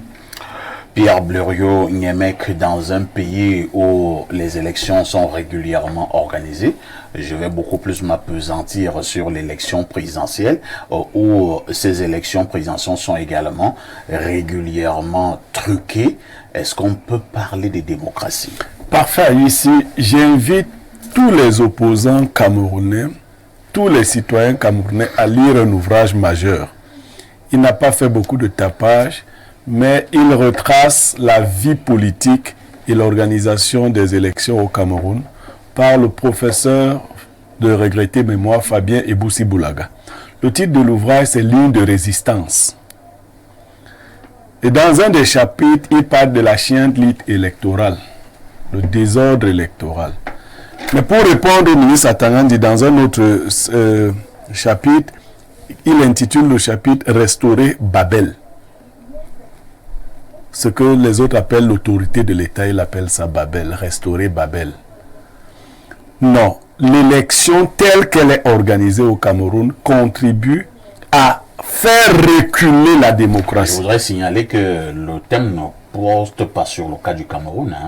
Nous parlons des élections de manière générale dans des États. Moi, je n'ai pas vraiment fait les études. Je n'aime pas notre évaluation. J'ai vu les élections de Cameroun. Donc, quand je les ai vues, j'ai observé que depuis 1992, il y a un recul. Aujourd'hui, le discours qu'on vous tient, je vous prends un cas de figure. Les gens vous disent que pour pouvoir battre le parti au pouvoir, il faut avoir les représentants dans tous les bureaux de vote, n'est-ce pas? C'est-à-dire que l'ECAM ne sert à rien dans ces bureaux. Il nous faut payer 25 000 représentants x 2 parce qu'il faut 2 scrutateurs par bureau de vote, par parti politique. Donc quand on a 25 000 bureaux, il faut 50 000 scrutateurs par parti politique. 50 000. Donc vous voyez, si même tous les partis politiques qui sont en compétition pouvaient trouver 2 scrutateurs, dans certains espaces, il n'y aurait pas d'espace pour que les scrutateurs seuls soient dans ce bureau de vote. On a des élections parfois avec une quarantaine de partis. Alors, x2, c'est 80 scrutateurs en dehors des gens de l'ECAM et autres dans un bureau. Observez que dans les années 90, 92, 96, l'opposition qui n'avait pas de scrutateurs réussissait quand même à avoir. On a eu une année où l'opposition a eu 92 députés contre 88 pour le RDPC. C'était en 1992. Mais l'opposition n'avait pas les scrutateurs dans les bureaux de vote. On a vu le coude à coude entre le président Paul Biya et le chairman Ni John Fundi. En 92, on a vu ce coup à coup. D'autres disent même que ça s'était passé en faveur de GTM. Bon, mais ça, c'est les mauvaises langues. Nous, on a vu le coude à coude. Aujourd'hui, ça ne fait que reculer. Il y a eu des années où le président Paul Biya a eu plus de 80% des suffrages valablement exprimés. Je crois que, la fois dernière, il s'est dit que 80, c'est quand même beaucoup. Bon, les électeurs qui se sont... C'était pas le président, les électeurs. Ce sont les électeurs qui décident. 72%. Bon, il s'est dit que les gens lui ont suggéré 80, il a dit non, c'est trop. S'il y a quand même Kanto, il y a Cabral, si j'ai 80. Bon, il s'est arrêté à 72, non. Nos élections ont été tellement galvaudées qu'elles amusent même les organisateurs. Et les CAM essuient les critiques, même en interne. Vous voyez? Donc, on peut galvauder une chose au point qu'elle perde sa valeur. L'élection devrait être un déterminant de la vie démocratique. Elle devrait. Parce qu'elle permet d'abord de renouveler la classe politique. Elle permet au peuple de s'exprimer. Parce que le peuple est souvent amorphe pendant tout le temps de votre mandature. Nos maires, par exemple, quand vous avez élu un maire, vous ne le voyez plus. Vous le revoyez, vous revoyez son parti à la prochaine élection, les gens de Oona Bernard. C'est pendant l'élection que le peuple vient sanctionner des mauvais élus. Mais si la sanction du peuple n'est pas exprimée par les urnes, si les urnes ne traduisent pas la volonté de ceux qui votent, cette élection n'est pas une élection, mais c'est une chienlit électorale. Merci Pierre Blériot. Je pense que tout est revenu à la normale au niveau de mon appareil dernière génération. Nous allons donc lire les nombreux messages des téléspectateurs. Bonjour, le Dieudonné vent de la modération.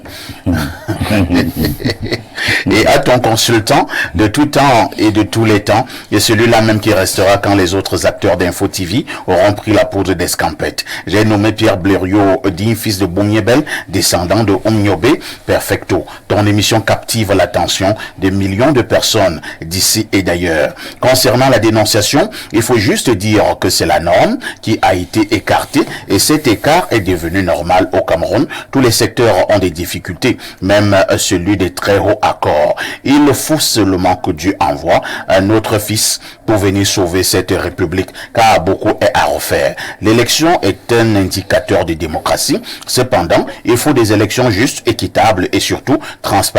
Mais des pseudo-élections ne sont pas filles de la démocratie. C'est Frédéric depuis Ngousso qui envoie ce message.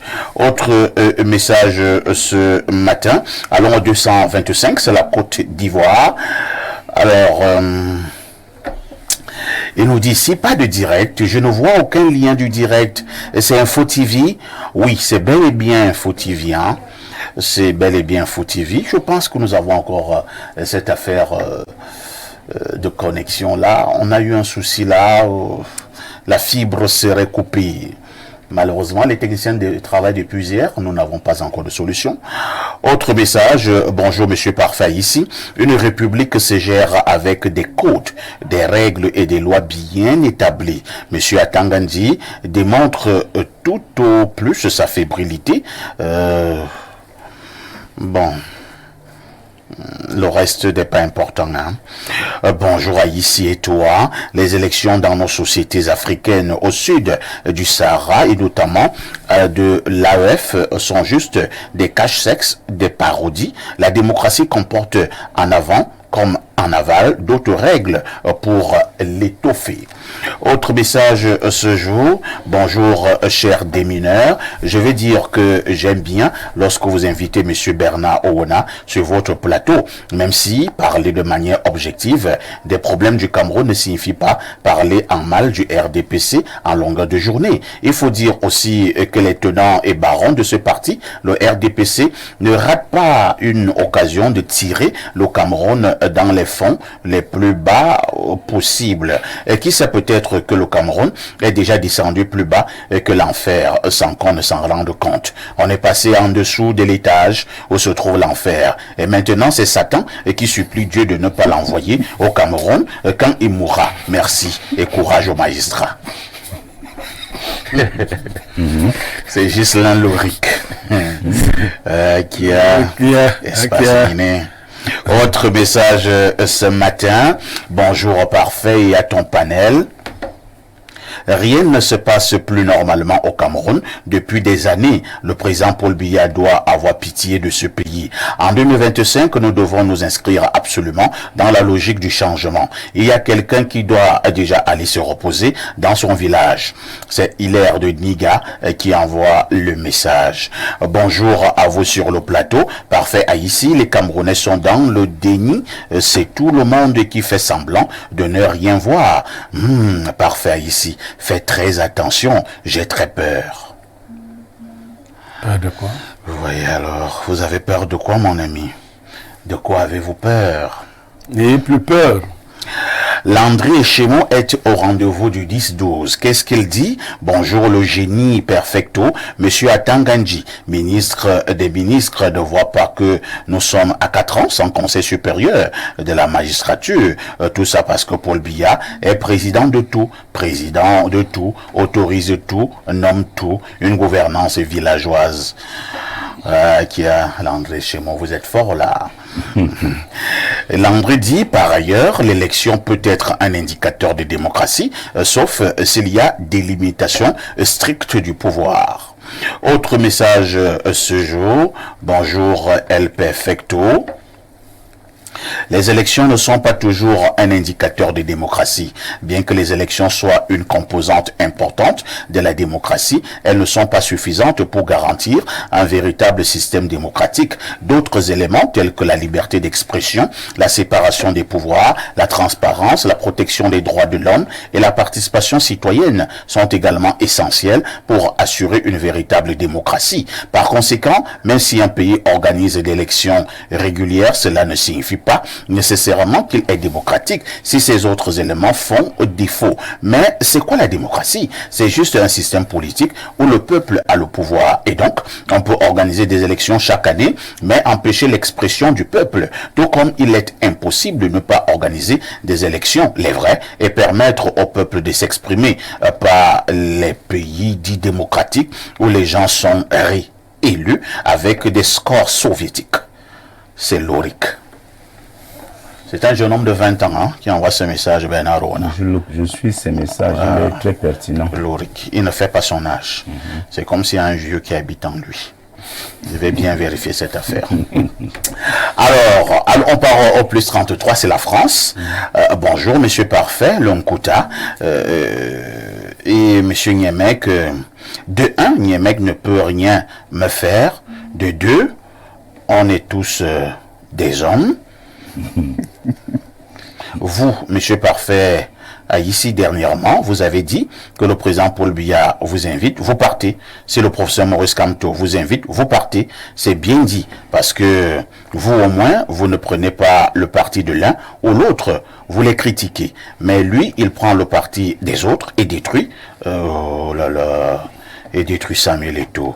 Oh mon frère, est-ce que on parle de l'élection? Est-ce que ce débat n'est pas encore fini? On parle de l'élection présidentielle, non? Il faut dire que le message est long, hein? Non. Je peux le lire même pendant 5 minutes. Non, vraiment, frérot, vous allez excusez que je ne puisse pas lire tout ce long message. Alors, on prend une autre préoccupation. Que dit le téléspectateur? Bonjour le général de Gaulle de la modération. Non, ce n'est pas un bon nom pour toi. Parfait ici et tout le panel, belle émission. Voilà plus le président Mellon, plus les foyers à but égoïste se forment et détruisent un pays. L'élection devient en ce moment taillée à l'endroit de ces foyers. C'est Guy depuis Loum qui envoie le message. Nous recommençons et on repasse la parole à Paul Yomba. Paul Yomba, appesantissons-nous véritablement sur le cas du Cameroun. Qu'est-ce qu'il faut pour que le Cameroun soit appelé un pays démocratique au sens strict du terme? Alors, la première chose, c'est qu'il faut qu'on décolonise notre entendement du mot démocratique. Ce dont on parle aujourd'hui, en réalité, c'est de la démocratie libérale. La démocratie libérale est une forme spécifique de démocratie qui émerge dans un contexte spécifique pour des raisons spécifiques. Il y a d'autres manières d'appréhender la démocratie. Tenez, au Cameroun, aujourd'hui, il y a 2 chambres du Parlement. Les bicamérales. La chambre basse du Parlement est élue au suffrage universel direct. La chambre haute du Parlement, on a des élus qui sont élus de manière indirecte. Tout à fait. Ça veut dire que pourquoi? Parce que dans la chambre haute du Parlement, les sénateurs ne représentent pas les individus, ils représentent des collectivités. Vous comprenez donc que même dans la vision de la démocratie libérale, on arrive quand même à concevoir que des collectivités aient besoin de représentation. Imaginez donc qu'on ait un système où l'individu ait moins de place que la collectivité. Et donc là, on peut entrevoir des moyens de légitimation du pouvoir qui ne passent pas forcément par l'élection one man, one vote telle qu'on l'a aujourd'hui. L'élection n'est pas une condition sine qua non de la démocratie. D'ailleurs, si on regarde toute la longue histoire de la démocratie, pour la majorité de l'histoire de la démocratie, il n'y a pas eu d'élection au sens strict. À la naissance de la démocratie, entre guillemets, en Grèce antique, c'était le suffrage censitaire. Tout le monde ne votait pas. Il fallait payer pour voter. Donc c'était les riches. Il y a même certains... Les esclaves ne votaient pas. Les femmes ne votaient pas. Il y a même certains philosophes qui ont estimé qu'il y avait des sous-hommes qui n'avaient pas... Donc, il n'y avait pas une intelligence pour pouvoir prendre ce genre de décisions. Mais parfois, certains philosophes étaient insultants. Hein. Oui. Donc, si vous rentrez donc dans le contexte d'émergence de la démocratie... Et Emmanuel Kant n'est pas très loin de là. Il pensait même d'abord que les Noirs, c'était pas très loin des animaux. Allez-y, Paul Yombo. Si vous rentrez donc dans le contexte d'émergence de la démocratie telle qu'on la connaît aujourd'hui, ce n'est pas par moralisme que ça émerge. C'est par besoin d'accompagner le capitalisme qui émerge. L'homme qui est propriétaire de son propre business ne va pas concevoir qu'il y ait des gens quelque part qui décident, qui gouvernent pour lui. Et donc c'est parce que c'était une nécessité du moment que ce modèle a émergé. Il y a d'autres modèles, j'ai pris l'exemple plutôt du sultanat des Bamoun, il y a d'autres modèles. Maintenant, pour revenir spécifiquement à votre question sur le cas du Cameroun, vous avez parlé de 92, M. Niemek a parlé de 92. Aujourd'hui, il y a des sondages, notamment de l'Institut Afrobarometer, qui nous permet de savoir ce que les Camerounais et les Africains de manière globale pensent de la démocratie. Alors, vous seriez surpris sur quel est l'indicateur le plus important pour les Africains de la démocratie. C'est économique. Les Africains et les Camerounais considèrent que la vraie démocratie, c'est un système qui permet à tout le monde de vivre de manière libre financièrement. Et quand on parle de 92, on se souvient que 92, c'est une époque très difficile économiquement. Si vous regardez les grands bouleversements politiques en Afrique, les grands bouleversements politiques sont précédés par des bouleversements économiques, souvent. Donc, si je vous donne un exemple, s'il y a d'évaluation du CFA en 2024, vous pouvez imaginer l'élection qu'il y aura en 2025.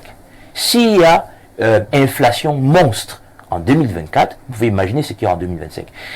L'autre partie de ça, c'est quoi? C'est que la démocratie telle qu'elle est pratiquée en Afrique ne vient pas de l'Afrique. Elle n'est pas endogène. Elle n'a pas émergé des rapports de force organiques entre les structures de nos sociétés. Elle a été imposée de l'extérieur. Et donc, on est dans un système, on est dans une période où la réelle démocratie africaine, qui nous ressemble, a besoin d'espace pour émerger. Pour qu'elle émerge, on doit décoloniser notre idée de la démocratie. La démocratie, c'est pas les élections. Et je finis par ça, parce que j'ai dit la dernière fois, la première prise de parole, c'est que même en Occident, aujourd'hui, la tendance, en tout cas à l'université, c'est la randomisation. La randomisation est plus efficace que l'élection, parce que la randomisation empêche la production de groupes d'intérêt qui tiennent au final la démocratie. Quand vous avez un pays où il y a un pays, par exemple, où il y a deux partis, vous ne pouvez pas, donc vous êtes obligé, vous avez le choix, mais vous avez le choix entre deux personnes bien spécifiques qui arrivent là par des mécanismes qui sont complètement vissés. Ce n'est pas un choix, ça. Merci Paul Yombo. On passe la parole à Bernard Oona. Bon, Paul Yombo fait une démonstration, hein. Il insiste que l'élection, ce n'est pas la démocratie. Et comme vous avez voulu pratiquement tous à l'unanimité, que nous restons au niveau du Cameroun, je ne sais trop pourquoi. Alors, est-ce qu'on peut imaginer un Cameroun où on peut dire, bon, comme l'élection, ce n'est pas la démocratie, il n'y a donc plus d'élection au Cameroun, nous allons chercher un autre mode de dévotion du pouvoir. Ça va, vous allez comme ça? Non, ça ne peut pas marcher. Ah bon, attends d'abord. Pour le moment, peut-être vous faire une bonne précision. Toutes mes études. Prenons par exemple le cas du Cameroun. L'objectif de l'élection, c'est la légitimité du pouvoir. Tout à fait. Maintenant, si on va dans la rue aujourd'hui à Yaoundé et on demande aux Camerounais pourquoi le président Paul Biya est président, vous pensez que combien vont répondre l'élection? Ce que les gens vont répondre, c'est qu'il a le pouvoir traditionnel, c'est Dieu qui l'a choisi, il a fait le tour des régions pour prendre la sorcellerie à gauche à droite. Ce que les gens vont répondre. Donc dans l'esprit des Camerounais, ce n'est même pas l'élection qui confère la légitimité au président. C'est la vérité, vous pouvez faire l'exercice. Un sondage. La réalité, c'est que les gens considèrent que la dévolution du pouvoir ne se fait pas par les élections au Cameroun. Très bien. Et donc la conséquence, c'est que l'élection dont vous parlez, c'est en fait quelque chose pour être présentable dans le système international. Mais en interne, on a nos propres mécanismes de légitimation. C'est compris, Paul. On repasse la parole à Bernard. Je voulais dire, parfait, que effectivement, déjà avant de répondre à cette question, je voudrais vous rappeler quelque chose qui s'est passé en 2018 lors de l'élection présidentielle à Yaoundé. Vous savez que lorsque nous parlons d'élection, évidemment, c'est pour légitimer le pouvoir des uns des autres, c'est pour que le peuple choisisse qui il veut, c'est pour que celui qui est élu soit véritablement l'émanation de ce peuple-là, qu'il puisse diriger, qu'il puisse gouverner. Et donc en 2018, il y a eu une situation malheureuse qui a véritablement, j'allais dire, déshonoré le pays, notre pays, le Cameroun, parce qu'il y a des petits malins conscients de ce que habituellement ils font dans les tripatouillages électoraux, ont invité quelques amis. Ils leur ont fait porter la casquette d'une ONG internationale crédible. Ces gens ont été arrêtés à Yaoundé, interpellés. Et parce que l'ONG en question, je préfère ne pas citer son nom, l'ONG en question a envoyé un communiqué au gouvernement disant qu'il ne reconnaît pas avoir envoyé des observateurs pour le scrutin présidentiel de 2018 ici. Est-ce qu'on peut dire que le gouvernement a été dupé? Non, ici, c'est le gouvernement qui allait chercher des gens pour qu'ils viennent donner une onction à une élection qui n'est pas suffisamment. C'est arrivé que les gens sont allés vers le gouvernement en se présentant comme étant de cette ONG. Pourquoi pas du tout parfait ici. Moi, je vous comprends, vous êtes dans votre élément comme journaliste, c'est bien d'équilibrer les choses. Donc, c'est des gens qui habitaient le Hilton, qui avaient des... C'était des blancs, hein? Bien sûr, c'est le cas de leur dire que ce n'était pas des apprentis sorciers. C'était des blancs qui habitaient le Hilton, qui roulaient carrosse et qui étaient presque à tous les bureaux de vote à Yaoundé, parfois avec le président Paul Biya lui-même à Bastos. Après, le président Paul Biya, dès qu'il part, eux-mêmes ils prennent la parole aussi devant les médias. Et puis après, les gens ont dit, ok, ça c'est encore quel genre d'observateur? Donc, les gens qui menacent les autres, c'est vraiment... Adam, oui. Ben là, tu es vraiment du RDPC. Je suis du RDPC. Je veux que les choses changent. Je pense que gens qui la dénonciation de bureau de ce matin, j'ai des amis, des petits frères qui sont magistrats, qui sont ils me connaissent bien, ils m'interpellent. Donc, nous voulons que les choses changent. On n'a pas un problème de RDPC ou de MRC. Moi, je suis pas dans... je serai du RDPC quand les élections viendront. Et je vous avoue vraiment que quand il y a élection, je vote le RDPC, même parfois, comme le gars dit au quartier, par malgré. Donc, parfois, moi, je vote parce que je n'ai pas de choix. Mais pour le cas d'espèce, pour dire que la démocratie, là, au Cameroun, les gens ont un peu dérangé en voulant absolument que nous ayons des élections, même quand celles-ci ne sont pas bien organisées. Alors, est-ce qu'on peut faire un pays, on peut être dans un pays, dans une société sans élection? Moi, je pense que Monsieur Yomba dit quelque chose de très pertinent là. Je vous assure que les Camerounais ont juste un problème de survie. Je vous dis que si le carburant était à 300, le riz à 250, la viande à 1500, le courant est lourd tous les jours, même si le président Biya ne quitte pas le pouvoir, c'est le vraiment à Junior. Il dit que la population ne va s'en occuper. C'est de ça qu'il s'agit. Le problème vient dès lors que les gens n'arrivent plus à manger à leur faim, dès lors qu'on coupe le courant tous les jours. Vous voyez, j'ai été interpellé ce matin par une infirmière d'un hôpital de Yaoundé qui me disait que la nouvelle loi des finances vient de lui enlever 5,28% de son salaire, de ses revenus. Dans les hôpitaux, les infirmiers et médecins ont des primes et autres là qu'ils touchent. Ça ne les connaît pas. On les connaît pas, voilà. Donc, elle me disait que elle avait tant, maintenant on a déjà encore réduit. Est-ce qu'on va s'en sortir? C'est ça le vrai problème au Cameroun. La démocratie, c'est bien. L'élection présidentielle, c'est bien. Mais quand elle est même bien organisée encore. Parce que quand vous voyez Elekam, est-ce que Elekam fait mieux que l'ONEL qui était avant?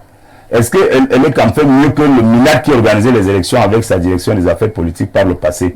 Moi, je pense que quand vous prenez les différentes élections qu'on a organisées au Cameroun, comme 92 par exemple, quelqu'un a fait allusion à 92 ici, c'était le MINAC qui a organisé. Tout à fait. Et cette élection, bien que c'est le MINAC qui l'a organisé, le président a failli perdre le pouvoir, était en difficulté. Moi, je sais de quoi je parle. J'étais président de sous-section à l'époque à Yaoundé. C'était pas évident. C'était pas évident parce que c'était c'était vraiment difficile pour le RDPC et le président Biya. Donc, ce n'est pas parce qu'une élection est mal organisée que le peuple ne peut pas décider de renverser ceux qui sont en place. Ça, moi, je peux vous dire ça. Le jour que le peuple voudra qu'il y ait changement, que l'Elekam soit quoi là ou mettre quoi là, le changement aura lieu. Maintenant, est-ce que la démocratie arrange le peuple camerounais? Non. Nous, on n'a même pas encore à côté de la démocratie. On se bat, on se débrouille, on tend vers ça. On tend vers la démocratie. Carlos Moser Kenfak, lorsque vous suivez Bernard Ouna, on a la nette impression que, parlant justement de la démocratie au Cameroun, l'avenir est sombre. Je vais entrer par où il est sorti. Il a dit, le Cameroun, certes, ça c'est clair pour tout le monde, on n'est pas encore un pays démocratique, ça c'est clair. Mais et on est un pays en voie. Il y a des élections, au Cameroun, il y a la liberté d'expression, au Cameroun, il y a la liberté de presse, c'est à tâtons, au Cameroun, il y a la liberté d'association. Alors comment vous pouvez dire comme cela à la télé qu'il n'y a pas, on n'est même pas encore côté de la démocratie? Parce que tout ça est écrit sur les papiers. Mais attends, la liberté d'expression, vous êtes en train de l'exercer là maintenant. Non, c'est pas parce que je parle que tout le monde parle. On sait les gens qui ont fait des plateaux à Douala, il est sorti, on l'a amené. Et pourquoi tu ne l'arrêtes pas? On l'a amené. Non, c'est pas parce qu'on laisse une. On parle encore bien. Peut-être. Donc il y a des gens qui ont fini des plateaux à Douala, on l'arrête. Quand il fait son témoignage, il dit qu'il y a ce matin, comme on disait, le poulet est dans la cage. Il dit qu'il ne comprenait pas où est-ce qu'on l'amenait. Donc ça existe toujours. Donc nous tendons vers. Sinon, tout à l'heure, monsieur, on a parlé de l'élection 2018. Comment vous expliquez qu'après 2018, le deuxième, c'est-à-dire le professeur Kamto, il est arrêté pour ses opinions et tout un professeur de droit est arrêté avec un mandat de perquisition. C'est-à-dire que les gars n'ont même plus appliqué. Eux, ils disent que c'est nous là. Nous qui sommes là. Trouble à l'ordre public. Oui, mais on était venu avec un mandat de perquisition et c'est avec finalement ça qu'il est parti en prison. C'était pas un mandat d'arrêt. C'est que c'est lui qui avait gagné les élections. Oui, non, je ne suis pas sur ce qu'il disait, juste sur la procédure, le respect de la loi. C'est-à-dire qu'on te prend. Mais il est sorti, il a laissé ses amis en prison. Hein. Ça, c'est un autre débat. Ça, c'est un autre débat. Donc, aujourd'hui, je crois que le problème est au niveau du respect. Parce que tout ça est bien écrit, hein. Cette démocratie-là, comment ça se passer, les élections, c'est très bien écrit. L'artiste Rapido de Manga Personnam disait que le Cameroun a de très bonnes lois. Il suffit juste qu'on mette tout ça dans une machine et on clique sur un logiciel et tout le monde observe. Tout va se passer. On va te dire que le Conseil supérieur de la Magistrature suprême, après un an, tout va se passer normalement. C'est-à-dire que juste le logiciel, les lois du Cameroun sont tellement bonnes. Elles sont très bien écrites. Ils ont un logiciel peut faire et ça s'applique tout simplement. Vous voyez, aujourd'hui, la démocratie, on parle de la démocratie. Et les CAM, ils font comme ils veulent. Le respect des textes. C'est récemment qu'ils ont lancé les élections, qu'ils ont lancé les inscriptions en France. En Amérique, on attend toujours. Beaucoup de pays n'ont pas encore commencé. Les gens font comme ils veulent. Et tu arrives, on t'a nommé, il y a les textes. Tu les lis, tu les appliques. Tu as les textes, tu as les moyens. Tu lis et tu appliques, c'est tout. Mais ils ne veulent pas. Et comment on va pas venir dire ce qui n'existe pas? Donc il faut simplement que les gens respectent les textes qui sont déjà là, qui ont été écrits par le législateur ou bien par ceux qui sont censés les écrire, et puis les choses vont avancer. Le penseur disait à ce niveau, Carlos Moser, que les lois, le respect aux lois que nous nous sommes fixés est liberté. Alors, Pierre Blériot, que faisons-nous pour le cas du Cameroun? Nous devons simplement nous dire que Dieu va nous aider, ou alors nous attendons peut-être qu'un jour le peuple prenne conscience. Je n'ai pas dit que le peuple descende dans la rue, que le peuple prenne conscience. Parfois ici, est-ce que les deux vont de pair? La démocratie et le messianisme. Est-ce que les Africains eux-mêmes sont prédisposés au rouage de la démocratie? Je pense que non. Observez quelque chose. Tous les Africains, des Africains en général, les Camerounais en particulier, vous diront qu'il y a une manière de concevoir le pouvoir et la prise de pouvoir. Ahidjo est arrivé au pouvoir qu'il avait élu. Quand Ahidjo est arrivé au pouvoir, qu'il avait élu. Non. Biya est arrivé au pouvoir qu'il avait élu. Il est arrivé au pouvoir par des mécanismes d'ordre constitutionnel. Bon, on dit dans le village où il est né qu'on avait vu des signes qui montraient qu'il allait devenir chef d'État. Et surtout que son village s'appelle Mvomoka. Voilà. Alors, on vous dit aussi... Ça signifie Mvomoka. Mvomoka, ça signifie que là où la bénédiction avait été promise. Voilà. Là où la bénédiction avait été promise. Voilà. C'est ce que signifie Mvomoka. Alors, donc, Mvomoka a donc donné Biya. On ne sait pas quel autre village va donner le prochain président. Vous voyez l'élection où là?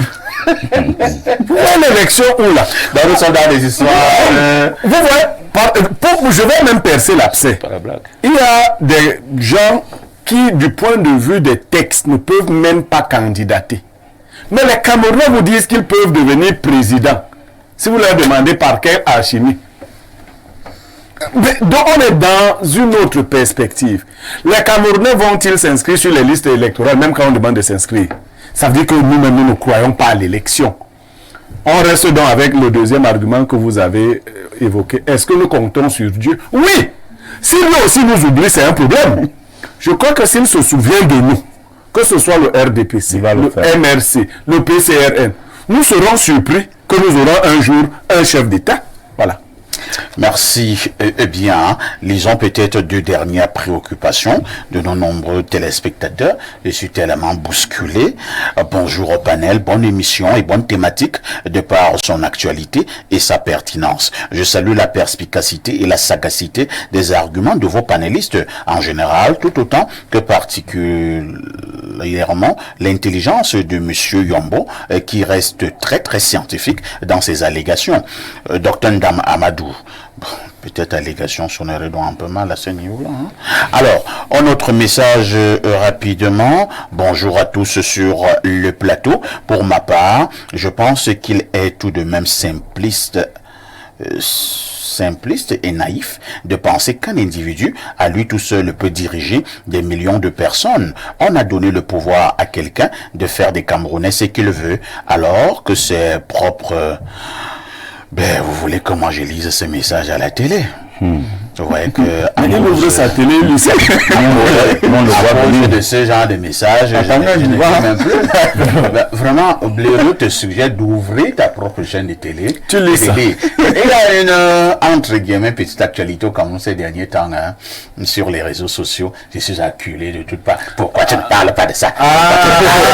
Pourquoi tu ne parles pas de ça? Le prétendu ou la prétendue... Quelque chose, soit la fille de qui a fait quoi, avec pourquoi tu ne parles pas de ça? Pourquoi tu ne parles pas de ça? Non, le moment venu, si c'est établi, on va en parler. Nous allons mener nos enquêtes. On va en parler. Si c'est établi. Je ne sais pas de quoi il s'agit. Votre timing n'est pas le nôtre. Paul Yombo dit qu'il ne sait pas de quoi il s'agit. Je n'étais pas là. Un autre m'envoie un message. Il est au Kyrgyzstan. Mais parfois, il se parle de ceci. Il lui dit, mais toi, tu es au Kyrgyzstan. Tu es au Kyrgyzstan. Ce débat que nous ouvrons donc montre le niveau de la démocratie et de la liberté d'expression. Voilà. Parce qu'effectivement, dans notre démocratie, il faut qu'on dise aux gens que nous ne sommes pas non plus des bœufs qu'on amène à la boucherie. Ok?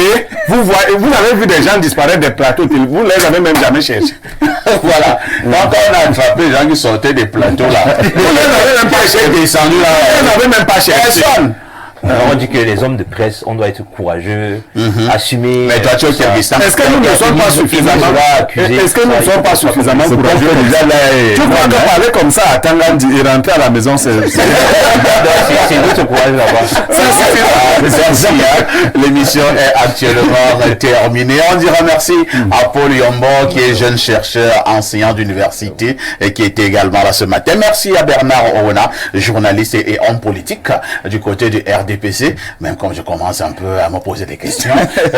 Merci à notre consultant Pierre Blaireau. RDPC progressiste. Carlos Moser Kenfark est également là. Il est venu des États-Unis depuis cette nuit. Il a pensé qu'il pouvait déminer l'espace avec nous. Nous lui disons merci. Carlos, quand vous serez de retour, transmettez nos salutations à ces valeureux Camerounais de la diaspora. Bien entendu, on va le faire. Je voudrais profiter pour souhaiter toutes mes condoléances à une jeune amie qui a perdu son papa, Lisette Emmanuel Wafo, c'est comme ça qu'elle s'appelle. Son papa, c'était Monsieur Wafo Tadio Emmanuel Dikempontien. Voilà, il est décédé donc le 31 mai 2024. Il est né en 1954.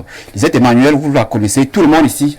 Sauf que peut-être vous l'avez jamais vu. C'est celle, lorsque vous appelez, votre téléphone, vous n'avez plus le crédit, c'est elle qui est derrière la voix. Vous n'avez plus le crédit, votre abonné n'est pas disponible.